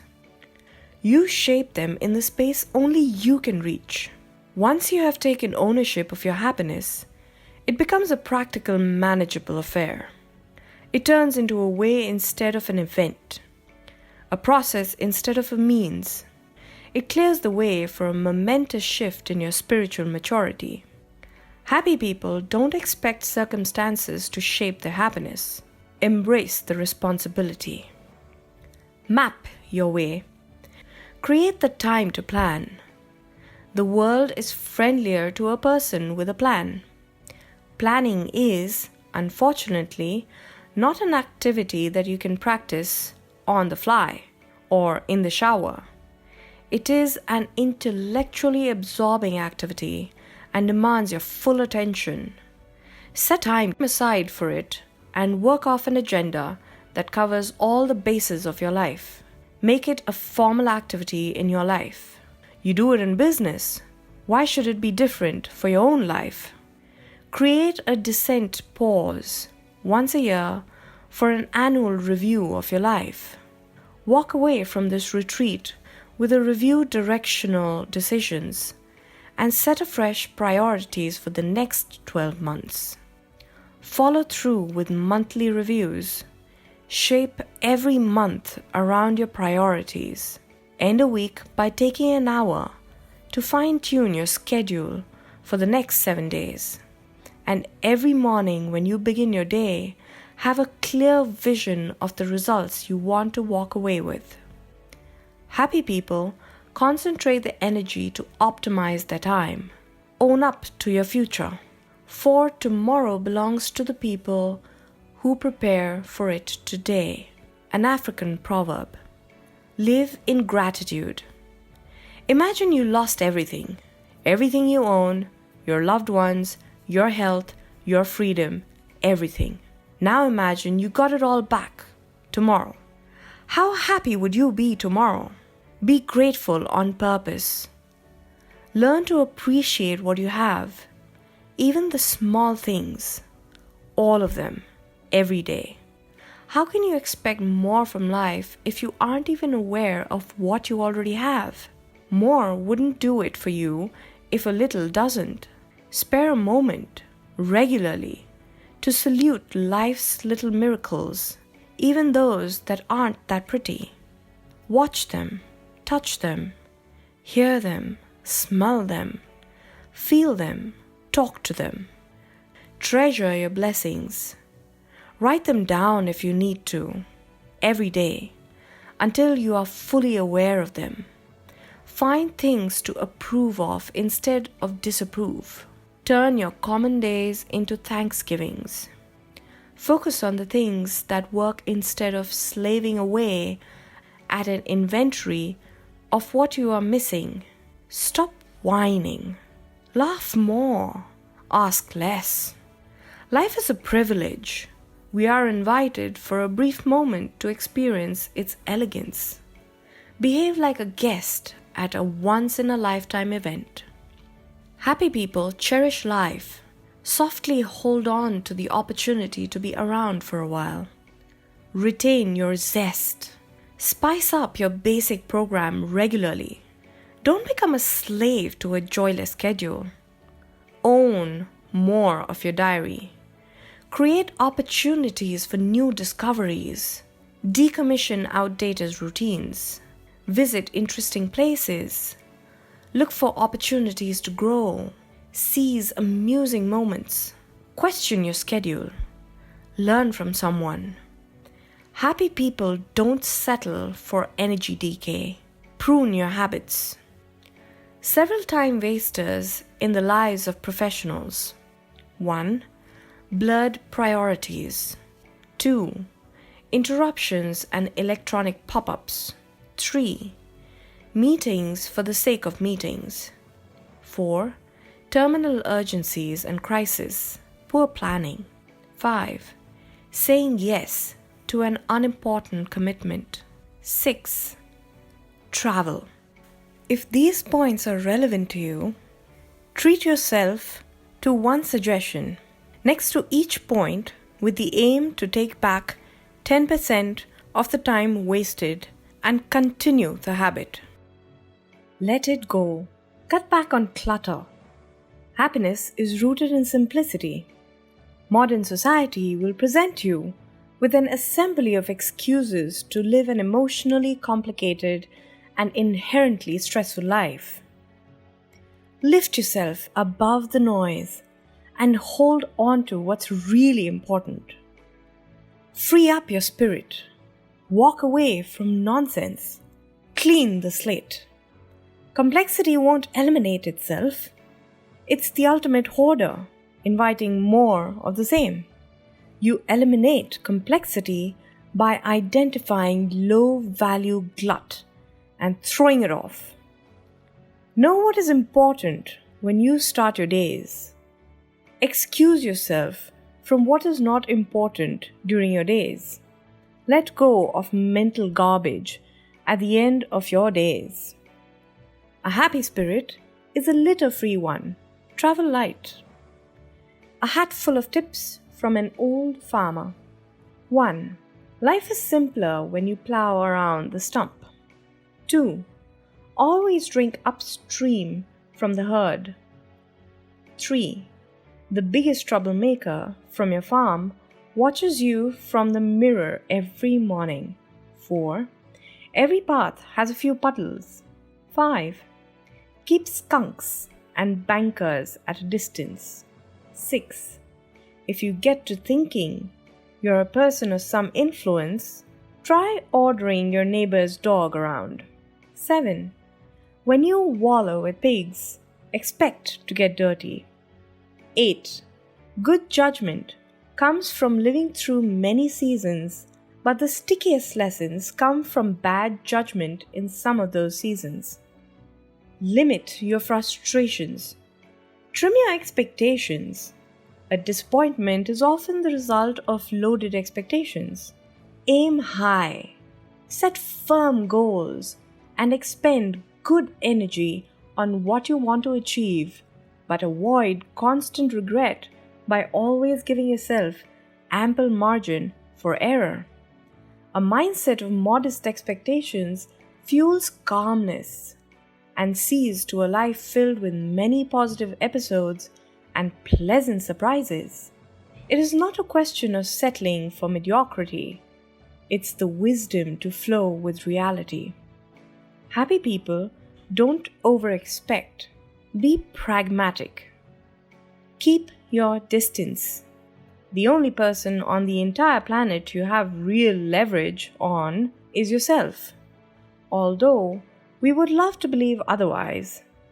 We don't hold effective domain over anybody except ourselves. If you want someone else to behave differently, the only workable strategy is to adjust your own behavior. You cannot productively control, own, change, press, or motivate someone else. These are things we can only do for ourselves. When you let go of forceful interference, your true influence increases. When you change your own behavior, behavior around you will change. The fewer words you use, the more people listen. The less pressure you apply, the quicker the response you hope for. Happy people understand that the only lives they can direct are their own. Invest on your own behavior instead of trying to change someone else. 8 non-forceful ways with the best chance of influencing someone's behavior. 1. Share valuable information. 2. Listen non-judgmentally. 3. Answer questions objectively. 4. Change what you expect from him. 5. Change the way you respond to her. 6. Encourage him. 7. Recognize her achievements. 8. Prevent him from becoming dependent on your resources, availability, and sympathy. Steer clear. Not all information is valuable information. Jealousy guard the entrance to your mind. Don't get paralyzed by every story. Carefully select what you want to listen and read or believe. Own the access to your thoughts. Regard your mind as a premier facility. Beware of buying into the dramatizations of life that makes the mass media successful. They capitalize on what is called our negative bias, our capacity to make more of bad news than of equivalently good news. The intellectual junk food it punts supports a thinking pattern riddled with pessimism, eventually coloring all our experiences and skewing all our decisions. Move out of the space of toxic intentions and sensationalized information. Happy people afford themselves a balanced, nutritious intake of information. Up your intellectual taste. Mind the facts. Stop using the words all, always, and never. Learn to single out the moment as a moment or the event as an event. See one person doing it, not all people. Accept that it is different this time, instead of reading that it will always be like this. Intellectual oversimplification degrades our minds and leads to unproductive decisions. Happy people don't burden their thinking with generalizations. So, be specific. A sad life story is marked by unfortunate external deficiencies. A tragic story is one in which defeat stems from the unaddressed internal flaw of poor thinking. Anonymous. Quid pro quo. You are the chief creator of the respect others afford you. People will learn how to treat you by watching how you treat yourself. If you neglect or harm yourself, others will probably mistreat you as well. If it is clear that you take care of yourself, for your time, for your family, for your finances, you will be treated with extra courtesy. Broken windows and chipped paint send a message that nobody is in charge and that nothing matters. A building that is in order and well maintained commands respect. The same applies to human life. Public respect starts at self-respect. Happy people enjoy respect because they regard themselves. Mold your own self-esteem. Leaving a footprint. If you choose to be a parent, choose to be a loving one, treasure your children, understand the responsibility of shaping a new life, fortunately, Children do not expect perfection, just explicit, unconditional love. Spoil your kids with attention, laughter, and lots of time together. Accept them unreservedly. Show compassion and patience. Earn their respect. Demonstrate good values. Do it from day one. You have one opportunity to raise your child, to sculpt another human being. Respect the extensive consequences of your effort. There is no joy as great as witnessing the success and happiness of your children later on in life and knowing that you had something to do with it. You can never spoil children by making them too happy. Happy parents are devoted parents. Give enough of yourself. Parenting going wrong. 1. Having an unwanted child. 2. Saying one thing while demonstrating another. 3. Talking down. 4. Having disruptive relationships between parents. 5. Being self-absorbed, listening without hearing. 6. Trying to live your life through your child. 7. Adopting a stern and punitive style. 8. Trying to outsource affection to a nanny or school. 9. Playing your children off against each other. 10. Being emotionally absent or cold. 11. Being impatient and temperamental in your interactions. 12. Underestimating the formative importance of the preschool years. If you are a parent, define the opposites of these points as guiding principles. Modify the message. We all have a little voice that talks to us in our heads. It articulates messages with a huge influence on our lives. It's our own voice, consistently chatting away in the corridors of our subconscious mind. One of the biggest drawbacks of this hidden conversation is that it concentrates on explaining our deficiencies to us. It shouts out the things we get wrong. It warns us against impending failure. It reminds us of our shortcomings. Override your inner self-talk whenever you catch yourself participating in it by consciously reminding yourself of the things you get right. Re-instruct your subconscious mind.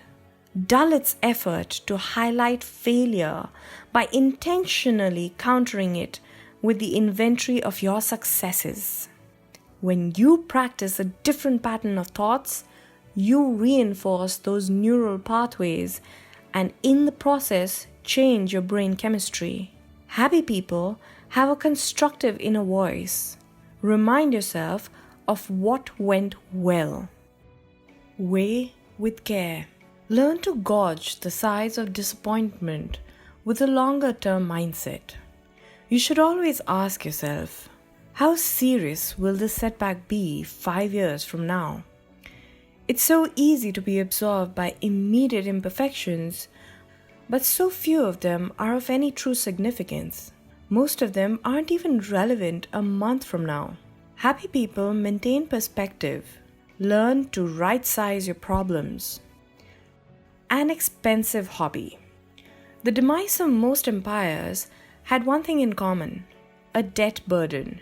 Beware of debt. Buy something when you can pay for it more than a third in cash. Live in your financial present. Debt is the consequence of trying to live tomorrow's life today. Once that becomes a habit, your present income will never be enough. Be realistic about what you can really afford. Don't buy through the eyes of others, showing off as expensive. The sinking feeling after the rush of an expensive credit purchase is just not worth it. Finances are most helpful when you get the desire to spend tomorrow's money today, but not in explaining the compound effect this privilege has on your personal finance. Debt is expensive. Borrowing too much money normally plunges you into playing catch up, sometimes for the rest of your life. Happy people are at peace with their present financial capacity. Approach credit with great care. Debt is the slavery of the free. Publius Cyrus. At your doorstep, many people aspire to go to heaven or a similar divine destination. Different religions, philosophies, and traditions all portray this magic place and the path leading there in their own unique ways. In the meantime, very few people choose to be there now, while still being alive. They decline the experience of wonder, while still being part of this world. Divinity on earth is a fairly quiet place. So many of us miss its entrance in pursuit of the one-day version, being fixated on the heaven up there, the one to be received as a reward. Heaven on earth is not something you can receive, but rather a space of bringing joy, giving love, and causing peace. It's present in the moments when you share a slice of your soul, when you show sincerity, listen with compassion, show empathy, when you choose to bring comfort and show generosity instead of being self-obsessed, when you help someone to heal instead of choosing to harm, when you act as an equal instead of posing as a superior. Happy people craft moments of grace. Step into paradise. Go for the quality. Most of the advice on relationship tries to guide people on how to make it work. Ours is slightly different. We suggest you to consider walking away from those that are not working. Only allow real friends and constructive relationships in your life. Be selective on who you spend time on and with. Don't suffer abuse or superficial associations. You gain by avoiding it. You don't lose out on a relationship. Have as little as possible interaction with cynics. Beware of self-centered people. Don't take part in conversations that are built on gloom. Beware of opportunistic companionships. A real relationship leaves both parties with more energy. It's a safe, soft place, rich in trust and care. Sound friendships are not built on guilt or indebtedness and not sustainable when marked by dependence or exploitation. Preserve your own energy. Don't let it leak through the cracks of shallow, forced, or selfish relations. Not socially, not in a wider family context, and not in business. Less is more in the world of real relationships. As wonderful as good relationships are, the consequence of accommodating the wrong people in your life can be severe. Happy people have empowering relationships. They are not swarmed by a demanding crowd or exploitive individuals. Be exclusive. No flipping channels. Productive multitasking is a contradiction in terms. We cannot do more than one thing at a time well. It has become one of the most damaging myths out there. If you watch a lioness hunting in the wild, she will focus on one wildebeest. She never focuses on more than one, because she knows the odds of missing both are stacked against her. The value of focus is still respected where survival is at stake. Our brain can really only focus on one thing at a time.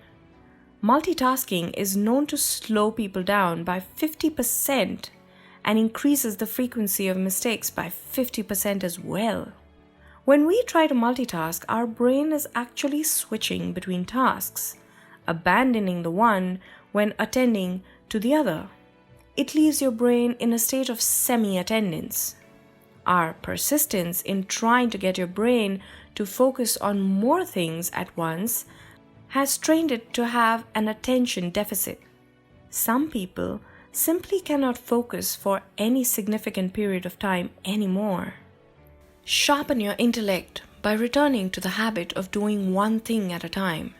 Rediscover the value of consecutive tasking instead of settling for the quality dilution associated with multitasking. Exceptional work is always associated with periods of deep concentration. Nothing excellent ever comes from scattered effort. Happy people are one place at a time. Take back the magic of concentration.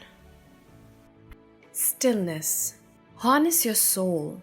Make ample time to practice peace. Allow yourself enough silence. Use the religion, philosophy, technique, or tradition of your preference to deepen your consciousness and harmonize your spirit. Your inner self demands as much care and nurturing as your body does. It's the deep soil out of which you grow your life. If you cultivate your spirit and emotionally reload, the stresses of life will find it difficult to erode the serenity you carry. Resilience and renewal start from within. Peace re-equips the body with a natural defense. Happy people make ample time to nurture their souls. Seek silence. It has often occurred to me that a seeker after truth has to be silent. Gandhi. Be exceptional. You have to earn your living on earth. That's just the way it is. We all have to hunt to eat, and the quality of your effort will determine the size of your reward. Personal financial strain often starts with conducting your career in a careless way. Be serious about your job. Be proud of your business. Be good at what you decide to do for a living. Leave successes and a positive reputation behind you. Be brilliant at one thing at a time, rather than being average at many. Concentrate your effort. Show consistency and follow through. Never just occupy a position. Be the product. Be the brand. When your work becomes soulless, your whole life becomes stale. Make a hobby of your career. Show the courage to establish yourself in a field that resonates with who you are. Opt for a job that positively excites and interests you. Then build skill and become great at it. A job well done always carries a mark of passionate intensity. Happy people enjoy what they do, or adjust their range of tasks until the job is enjoyable. Allow yourself greatness. Use them sparingly. Talk with care. Once it's out, it's really out there. Words feed behavior, your own and those around you. Every time you talk, you push a biochemical button and trigger certain emotions. What's more, words are interpreted by your brain as self-instructions. What you say shapes your behavior and the behavior of others towards you. You eventually experience the life you describe. Mind your words when you describe life, when you depict your experiences or express an opinion. If you get into a habit of using disempowering language, your brain will simply follow the cue and diligently ensure that this pattern is embedded in all the elements of your life. Talk up, express hope, describe solutions, voice kindness, articulate options, and avoid killer phrases. Happiness is not only revealed in words, but also created by words. Weigh what you say. Phrases of self-limitation. 1. I don't measure up. 2. I should have. 3. It's her fault. 4. This is just the way I am. 5. I can't do anything about it. 6. What's the point? 7. I'm too old for. 8. I've tried that before. 9. It's too late now. 10. It's okay in theory, but. 11. They will think. 12. You can't teach an old dog new tricks. 13. Yes, but. Add another few killer phrases you want to get rid of and outlaw the whole list from your vocabulary. Accept its relevance. Make peace with your history, especially the patchy parts. We all have to go through the things we went through to get us where we are today. Our biggest spiritual growth takes place after a period of tough times. Look back at those moments as an opportunity to deepen your spirit. Some might have been really dark, but take hold of them anyway, even with help if you need it. And think of them as necessary hurdles you had to cross along your journey. Only when you accept and honor these events of the past will you be able to retire them gracefully. Happy people accept all chapters of their life story. Allow the lessons of your past to make you stronger. Free yourself. Learn to forgive. It is impossible to have a negative emotion in the absence of blaming someone or something. The most important element to continuous mental rinsing is to practice forgiveness. The more you do it, the easier it becomes. The heaviest load to carry is a grudge. Holding on to hurt is a habit that buckles the spirit. If you choose to, you will always find reasons to hold on to pain, to answer unfairness with vengeance, to ponder retaliation. Clinging to bitterness harms you more than the object of your aversion. It is never the unforgiven who suffers, but the one who carries that bitterness. Forgiveness is soothing. The act has very little to do with the culprit or with condoning wrong behavior. It's a habit of allowing yourself a life of liberty. Happy people refuse to entertain resentment. Let go of your own throat. One life. Stress is not a virus, nor is it contagious. No external condition has the ability to create stress. The elements of life simply interact with us. What we make of these conditions is up to us. If they do result in a constant stress, the problem is our own contradicting, predetermined positions. Stress results from living a life in your head that's not compatible with the one under your feet. You actually choose to live in conflict with reality and then have to cope with the strain of the paradox you create. Learn to flow with the elements of life. Obviously, some are harsh. But don't spend your everyday life in the opposition benches. Stop blaming someone or something if your own mental map is flawed. Become more flexible in your approach. Have the courage to bow to the wind. Stop trying to be right every time. Let go of rigid attachments. Happy people are in harmony with life as it is. Suspend your illusions. Our firmest convictions often mark our most important limitations. Anonymous. Challenge yourself. There is a difference between living and simply being alive. The greatest satisfaction in life comes from breaking new ground. Stretch yourself. Personal growth is the result of tackling and overcoming difficult challenges.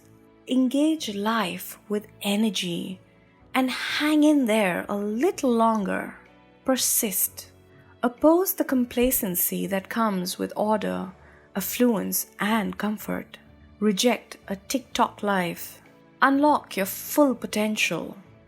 Find ways to reach out to new frontiers all the time. Be more. Fully explore your talent. View defeat as temporary. If you are in the second half of your life, this message is even more relevant. Live until your last day. Continue to challenge your mind. Stay valuable. Choose to never retire from intellectual stimulation and spiritual meaning. Happiness is about making the most of your one life. Hunger for growth.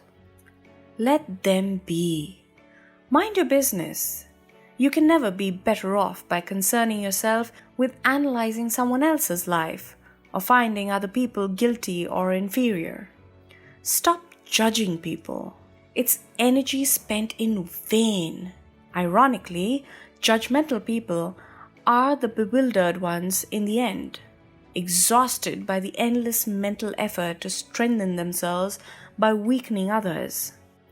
Find ways to fill your life with meaning instead of building punishing philosophies around the lives of others, or competing with those not even aware of the contest. Don't build your own victories upon the misfortune of others. If you do concern yourself with someone else's life, let it be an effort to leave that person better off instead of an attempt to massage your own ego or push to strengthen your relative position. Happy people aren't threatened by others. Stay in the life where you can make real difference, your own. Recover. Be well rested. Sleep when and as much as you are supposed to sleep. A good night's sleep is one of a healthy body's secret weapons. Exhaustion amplifies negative stress and shortens your life. Lack of sleep reduces your gift to solve problems and leaves you with a chronic concentration deficiency. You are not brave when you suffer from sleep deprivation. You are committing lingering suicide. Sleep allows your brain to perform vital maintenance and gives your immune system time to mount energetic attacks against intruders you're not even aware of. Take note of the generally accepted advice that we need between 7 to 9 hours of sleep a night. Happy people are rested people. Lights out. How people deny themselves of a good night's rest. 1. Varying bedtimes. 2. A physically passive life. 3. Late or large dinners. 4. A restless bedroom. 5. Late night smoking or drinking. 6. Tension or stress before lights out. 7. Disorganized days, unfinished business. 8. Brain work after work hours. What can you do to improve the quality of your sleep? Share your soul. Be good to people in need. Being human to each other overrides many of life's setbacks. It's a fulfilling way of living. Selflessness does not imply being irresponsible with your resources. Neither does it mean you should be a crutch to lazy opportunists or provide for those who have given up on themselves. It's about much more than writing a check, handing out hampers, or sharing leftovers. It's not a guilt trip. It's about giving privately and quietly of yourself without an expectation of receiving anything in return. True heroes aren't perfect. They are simply human when it matters. They restore dignity, fuel hope, afford respect, and ignite courage. They elevate hurt. They are angels in ordinary clothes, handing out the bounty of life from the brimming coffers of their soul. Your happiness cannot decrease if you share it. It cannot increase if you deprive someone else of happiness. Happiness works like a candle. Many can be lit from it without shortening its life. Happy people deflect rays of sunshine upon those in darkness, giving what currency cannot purchase. Lighten up. A dose of laughter is a medicine to the soul, and the funniest moments are wrapped in life's small imperfections. Lightheartedness is an attitude. Humor gives you the guts to go on when life looks its worst. Stay in touch with the funny side of life. Watch a comedy. Make time for a fun read. Visit a toy store. Play with your child. See comedy in something serious. Never allow your laugh to become a smirk. Preserve its innocent spontaneity. Allow it to be an unpolluted source of energy. Happy people often chuckle at life. Be cheerful. You are never fully dressed without a smile. From Annie, the musical. Safe hands. Know what you do with your money. Be a true custodian of your earnings and use them thoughtfully. If you are financially sloppy, having more money won't solve your problem. The leakage will continue. Every time you open your purse, demonstrate your competence to cope with the responsibility that comes with stewardship. It may sound boring, but live within a budget. See that you have one. For a start, if you act within a sensible financial framework, you don't worry about every cent you spend. You actually enjoy it. To forever fight the losing battle of living beyond your means eventually tears down. To forever fight the losing battle of living beyond your means eventually tears down your overall sense of satisfaction with life. Money has a way of leaving shoddy hands forever, looking for a safer haven. Wastefulness always ends in hardship. Buy with discretion. Identify the emotional margin on a price tag. Justify value. Don't overpay. Don't overstock. Don't compete and compare. Never allow your possessions to own you. Steer away from the belief that happiness is a function of purchasing power. Find something better to do than to shop when you have the time on hand or a mood to beat. Happy people work well with their money. Choose to be in charge. What they never taught us about purchasing power. 1. Having 3 of something is not 3 times better than having 1. The additional value of more peaks sooner than you would imagine. 2. Living in idyllic comfort often leads to depression. Wealth-induced boredom often ends in spirit cancer. 3. The value of consumer items depreciate at an astonishing speed. The emotion margin in the purchasing price quickly evaporates, and material erosion is a fact of physics. 4. Our mental pleasure center adapts very quickly to new experiences. When you are a pleasure hunter, your quest is about improving on the previous experience. 5. Our assets can imprison us. Many people become the janitors of their possessions. 6. Someone else will always own more than you. There is no end to the journey of having what they have. 7. Overt affluence introduces shady newcomers to your life. Wealth attracts parasites and opportunists. 8. You learn most about people when they have money or when they don't have money. Financial conditions shed light on who you already are. Are your financial pursuits free of flaws and perceptions? Switch off the alarm. Resist fear in whatever guise it visits you. Turn your back on any mental message that you lack. Walk away from the inner refrain telling you that you fall short. Don't entertain all the threats out there in your conversations. Stop placing life in good or bad categories. Shut down the they win, I lose program. Our ancient survival brain bombards us with subconscious messages of impending harm and imminent dangers. It's an outdated fear center of limited value, sitting at the core of all the emotional hardship our modern society struggles with. If you are serious about your happiness, you will gradually replace the components of this fear-based script with subject matter that represent abundance, self-acceptance, and rational solutions. Happy people resist their pain brain. Call your own bluff. Now counts. Unhappiness is often the result of trying to escape the present. The present is the only real tense. Be fully where you are. This day is important.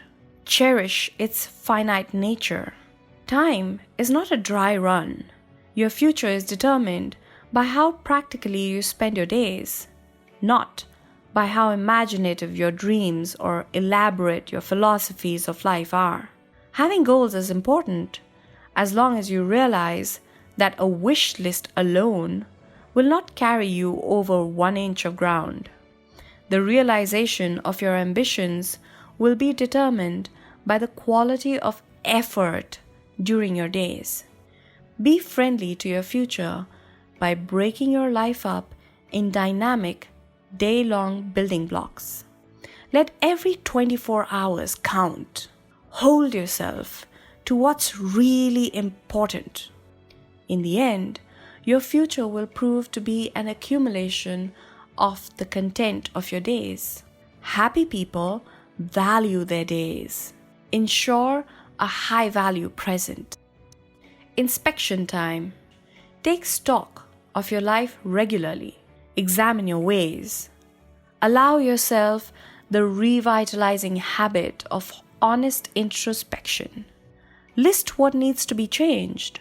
Those elements that cause more damage than good in whatever domain of your life, however small or prominent. Include your thoughts on that list if needed. Even revisit your values and beliefs from time to time. Then construct a plan on how to address these issues and consciously start chipping away the glut. Don't get used to yourself. Living fully is a dynamic experience of endlessly trimming the details in your life, continuously eliminating habits of harm, actively building a better way, selecting more relevant options. Happiness is not a static affair. Rethink and renew. You will never change your life until you change things you do daily. Mike Murdoch. Access control. We are designed to live a long life, not to die prematurely. What we have learned to consume, however, radically alters this privilege. You are what you eat. Food can be the most powerful preventive medicine, or in time, the most influential eradicator of well-being. The world is obsessed with famine, yet most people die of food. We are the only species that chooses to be self-destructive eaters. Use your discretion and all the commonly available information about a healthy, balanced diet. Fight disease in the cheapest way possible by assisting your immune system to prevent damage in the first place. Your body is patient, inherently strong and forgiving. It doesn't demand second-to-second perfection, just consideration for what it is capable to process over a lifetime. Mind your everyday diet. Now and then, remind yourself of what your dietary habits would have been if you were busy recovering from cancer. Include ample food known for its nutritional and restorative value. Limit consumption of health culprits. Why consciously destroy the physical head office from which manage your happiness? To beat health setbacks may be noble. To prevent them is wise. Happy people live in happy bodies. Nourish yourself. Damaging dietary habits to avoid. Number 1. Too little daily intake of water. 2. Not enough fresh fruit and vegetables. 3. No regular intake of whole grain, nuts, cereals, and olive oil. 4. Overindulgence, followed by crash dieting. 5. Too much red meat, starch, additives, and refined sugar. 6. Relying on supplements as magic bullets. 7. Too much coffee, carbonated drinks, and alcohol. 8. Irregular meals, heavy dinners, no breakfasts. How are you going to turn around the ones applicable to you? Tidy up. Your mind emulates the environment it is exposed to. Accordingly, your bottom drawer mirrors the degree of order in your head. Organize your intimate space. A tidy personal setting rubs off on your mind. Clean up the mess. File what should be filed. Fix what is broken. Paint what should be painted. And throw out what has reached its sell-by date. Look at your environment as a photograph of your mind. Afford yourself orderliness, even when no one else can see. Happiness looks for a neat head. Help it to be, with a ship-shape environment. You don't get in life what you want. You get in life what you are. Les Brown. First one's first. A functional pattern of relationships has an inside-out character to it. It starts right in the middle, establishing and harnessing a caring relationship with yourself. If you cannot be good friends with yourself, you are deprived of fundamental relationship capacity before you even enter the wider world of people. Are you a truthful friend to yourself? Once you have a solid relationship with yourself, your focus should preferably move to those sharing your intimate space with you, the individuals in your household. These are very important people in your relationship grid, way more than any stranger out there. Are you a valued and respected partner, mentor, and friend in your own home? If you ensure that you are solid relationship material at the center, you are equipped to be a valued member in a constructive, wider social context as well. Your professional associates, historic acquaintances, extended family, and social companions will have a quality person to relate to. Happy people craft loving relationships in their immediate circle first. Charity starts at home. Tell me what company thou keptst, and I'll tell thee what thou art. Miguel de Cervantes. Observantly there. Engage life thoughtfully. Be one with it. Learn to embrace every moment as a handcrafted present. Slow down to allow the marvels of life to present themselves. Look at the stars as if they only appear every 100 years. Hold your loved ones as if it's your last day together. Eat a peach as if it's a personal gift from God. Make a garden as if you expect a visit from a king. Look at rain as if it brings the end to famine. Happy people magnify life's small moments of loveliness. Celebrate the ordinary. Shut the door. You don't always have to be with people. Constant availability is not a good idea. Excusing yourself is okay. Your most important insights emerge when you afford yourself space to reflect. Your best work awaits you in private silence. Your biggest breakthroughs show themselves after extended periods of uninterrupted concentration. Your sense of calmness is rooted in your ability to socially detach on a regular basis. Happy people value stillness. Allow yourself the sanctity of privacy. All men's miseries derive from not being able to sit in a quiet room alone. Blaise Pascal. Be active. A car corrodes if you don't use it. A human body has certain mechanical aspects to it as well. Inject your body with energy and afford it the cleansing it needs. In other words, exercise. Our bodies are designed for activity, but our clever brains have designed a world of passivity and leisure. Evolution has shaped us to enjoy idleness, and we still pursue it. Our health suffers as a result. Regular physical activity supports an upward spiral of feeling good, and for many people, creates a more positive health outlook over time. It helps you to relax, enhances energy levels, and has numerous health benefits. Get professional advice about the relevant physical workout you should follow and answer your body's call for purification and an energy refill. Happiness is about active self-preservation. Get moving. Preventing rainy days. Overlooking the financial realities of retirement dents many people's quality of life in their senior years. Approach your retirement with open eyes. Financial independence is the end result of a logical lifetime practice. Guard your nest egg. Understand that you may live longer than previous generations. This means that you will need more financial resources to finance the post-retirement phase of your life than you may realize.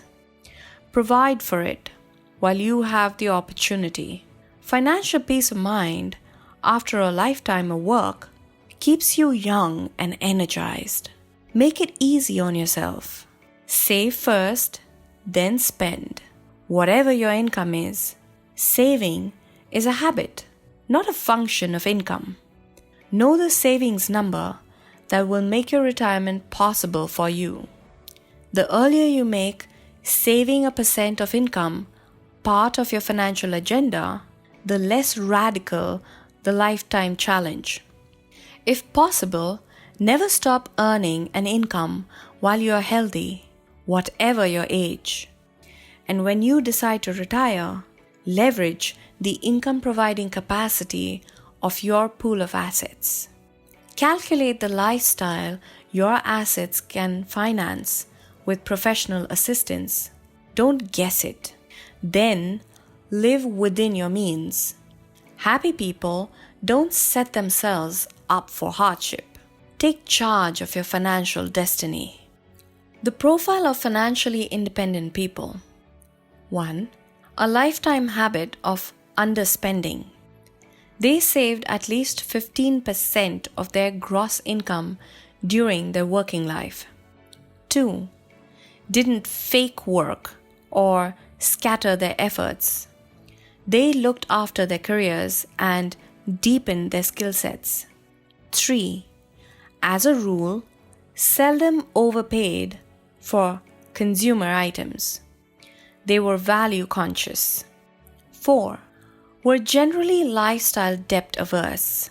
They repaid their debts sooner than they were required to. 5. Not inclined to make sweeping lifestyle changes. They were less impulsive. 6. Chipped away at it. They weren't lucky, did not pursue excessive investment returns, and walked away from exotic financial solutions. 7. Maintained their existing assets. They had more because they cared for what they already had. 8. Fewer crises and recoveries. They looked after their overall wellness. 9. More private. They didn't live through the eyes of others. 10. More content. They didn't try to fix the past, rush the future, or set others straight. 11.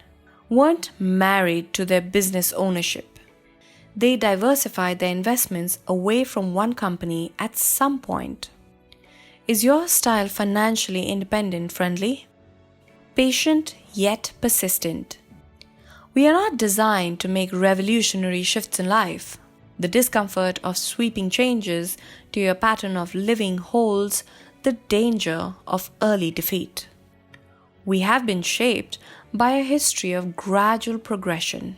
To change, therefore, takes time.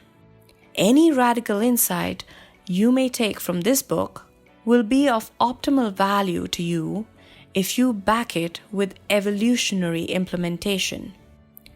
A drastic long-term shift in your capacity to be happy depends on the small daily changes you are willing to make. Training is at the core of any improvement in a skill. This basic truth is applicable to all areas of your life. You will achieve the most through establishing new routines in support of any new principle you introduce to your life. There is nothing romantic about ambitious failures. Repetition is the key activity of any form of fitness. Incremental advances, constantly pursued, become permanent successes. You conquer a summit by chipping away at the mountain trail. Happiness is not the result of erratic change. Back your intent with small, conscious shifts in your daily conduct. Making up our minds. A 92-year-old, petite, proud lady was fully dressed that morning by 8 o'clock. Her hair was fashionably coiffed and makeup perfectly applied. She was moving to a nursing home that day. After a long wait in the lobby of the nursing home, she smiled sweetly when told her room was ready. As she maneuvered her walker to the elevator, she was given a visual description of her tiny room, including the eyelid sheets that had been hung on her window. "I love it," she stated with the enthusiasm of an 8-year-old who had just been presented with a puppy. "Mrs. Jones, you haven't seen the room yet. Please, just wait." "That doesn't matter. That doesn't have anything to do with it," she replied. Happiness is something you decide on ahead of time. Whether I like my room or not doesn't depend on how the furniture is arranged. It's how I arrange my mind. I have already decided to love it. It's a decision I make about my life every morning when I wake up. Chapter 5. A few last words. This book wasn't meant to be a scientific masterpiece, nor an empirical research document. It had a simple aim: to draw your attention to the dynamics of personal happiness. There is so much more to say, but we are going to leave it at this. We want to end with a personal note of encouragement. We would like to invite you to take full responsibility to further your own level of happiness. We appeal to you to pursue a fulfilling life. Don't wait for it to happen. You are worthy of happiness, but need to actively reach out to it. Wherever you go from here, whatever you decide to do with your life, live in love. Allow this everlasting wellspring of happiness in your life. Real love is not a feeling. It is giving without remembering and receiving without forgetting. It is not something to search for. It is something to hand out. There is no satisfaction greater than being loving and being loved. No fear can ever stand before the power of unqualified compassion. Release the conditions you place on your love. To truly care is the only door to heaven on earth. Learn from pain. Don't succumb to it. Then move on. We cannot always enjoy dominion over everything. There is no perfection out there, so expect distress and setbacks from time to time.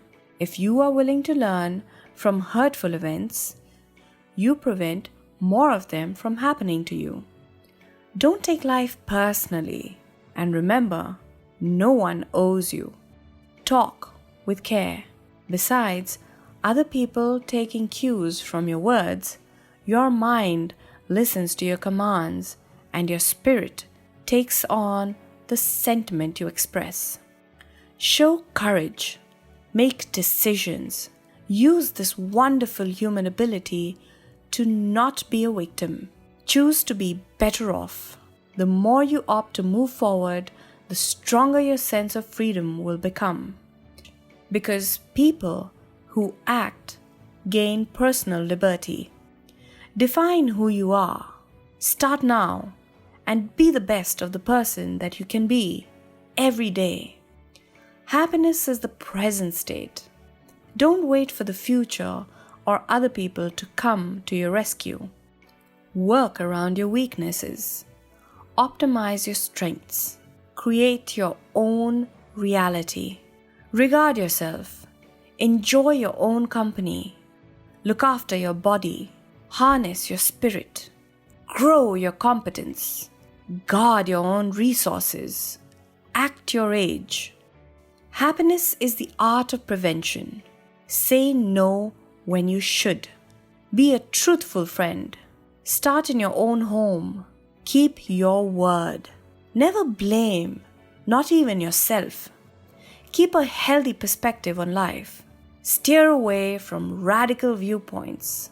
Learn to give a problem its rightful attention, not more. Look for opportunities. Don't get stuck. Laugh more than you cry, much more. Make sure you know why you live. Only you can have that answer. Start every day with a purpose. Live every day as if it was your last. Because one day it will be. You are the best person to determine your own destiny. If you choose happiness and embrace some of the simple attitudes and actions mentioned in this book and consistently improve on them, happiness will find it difficult to pass by you. Remember, you don't have to be happy for the rest of your life. Only now. Be.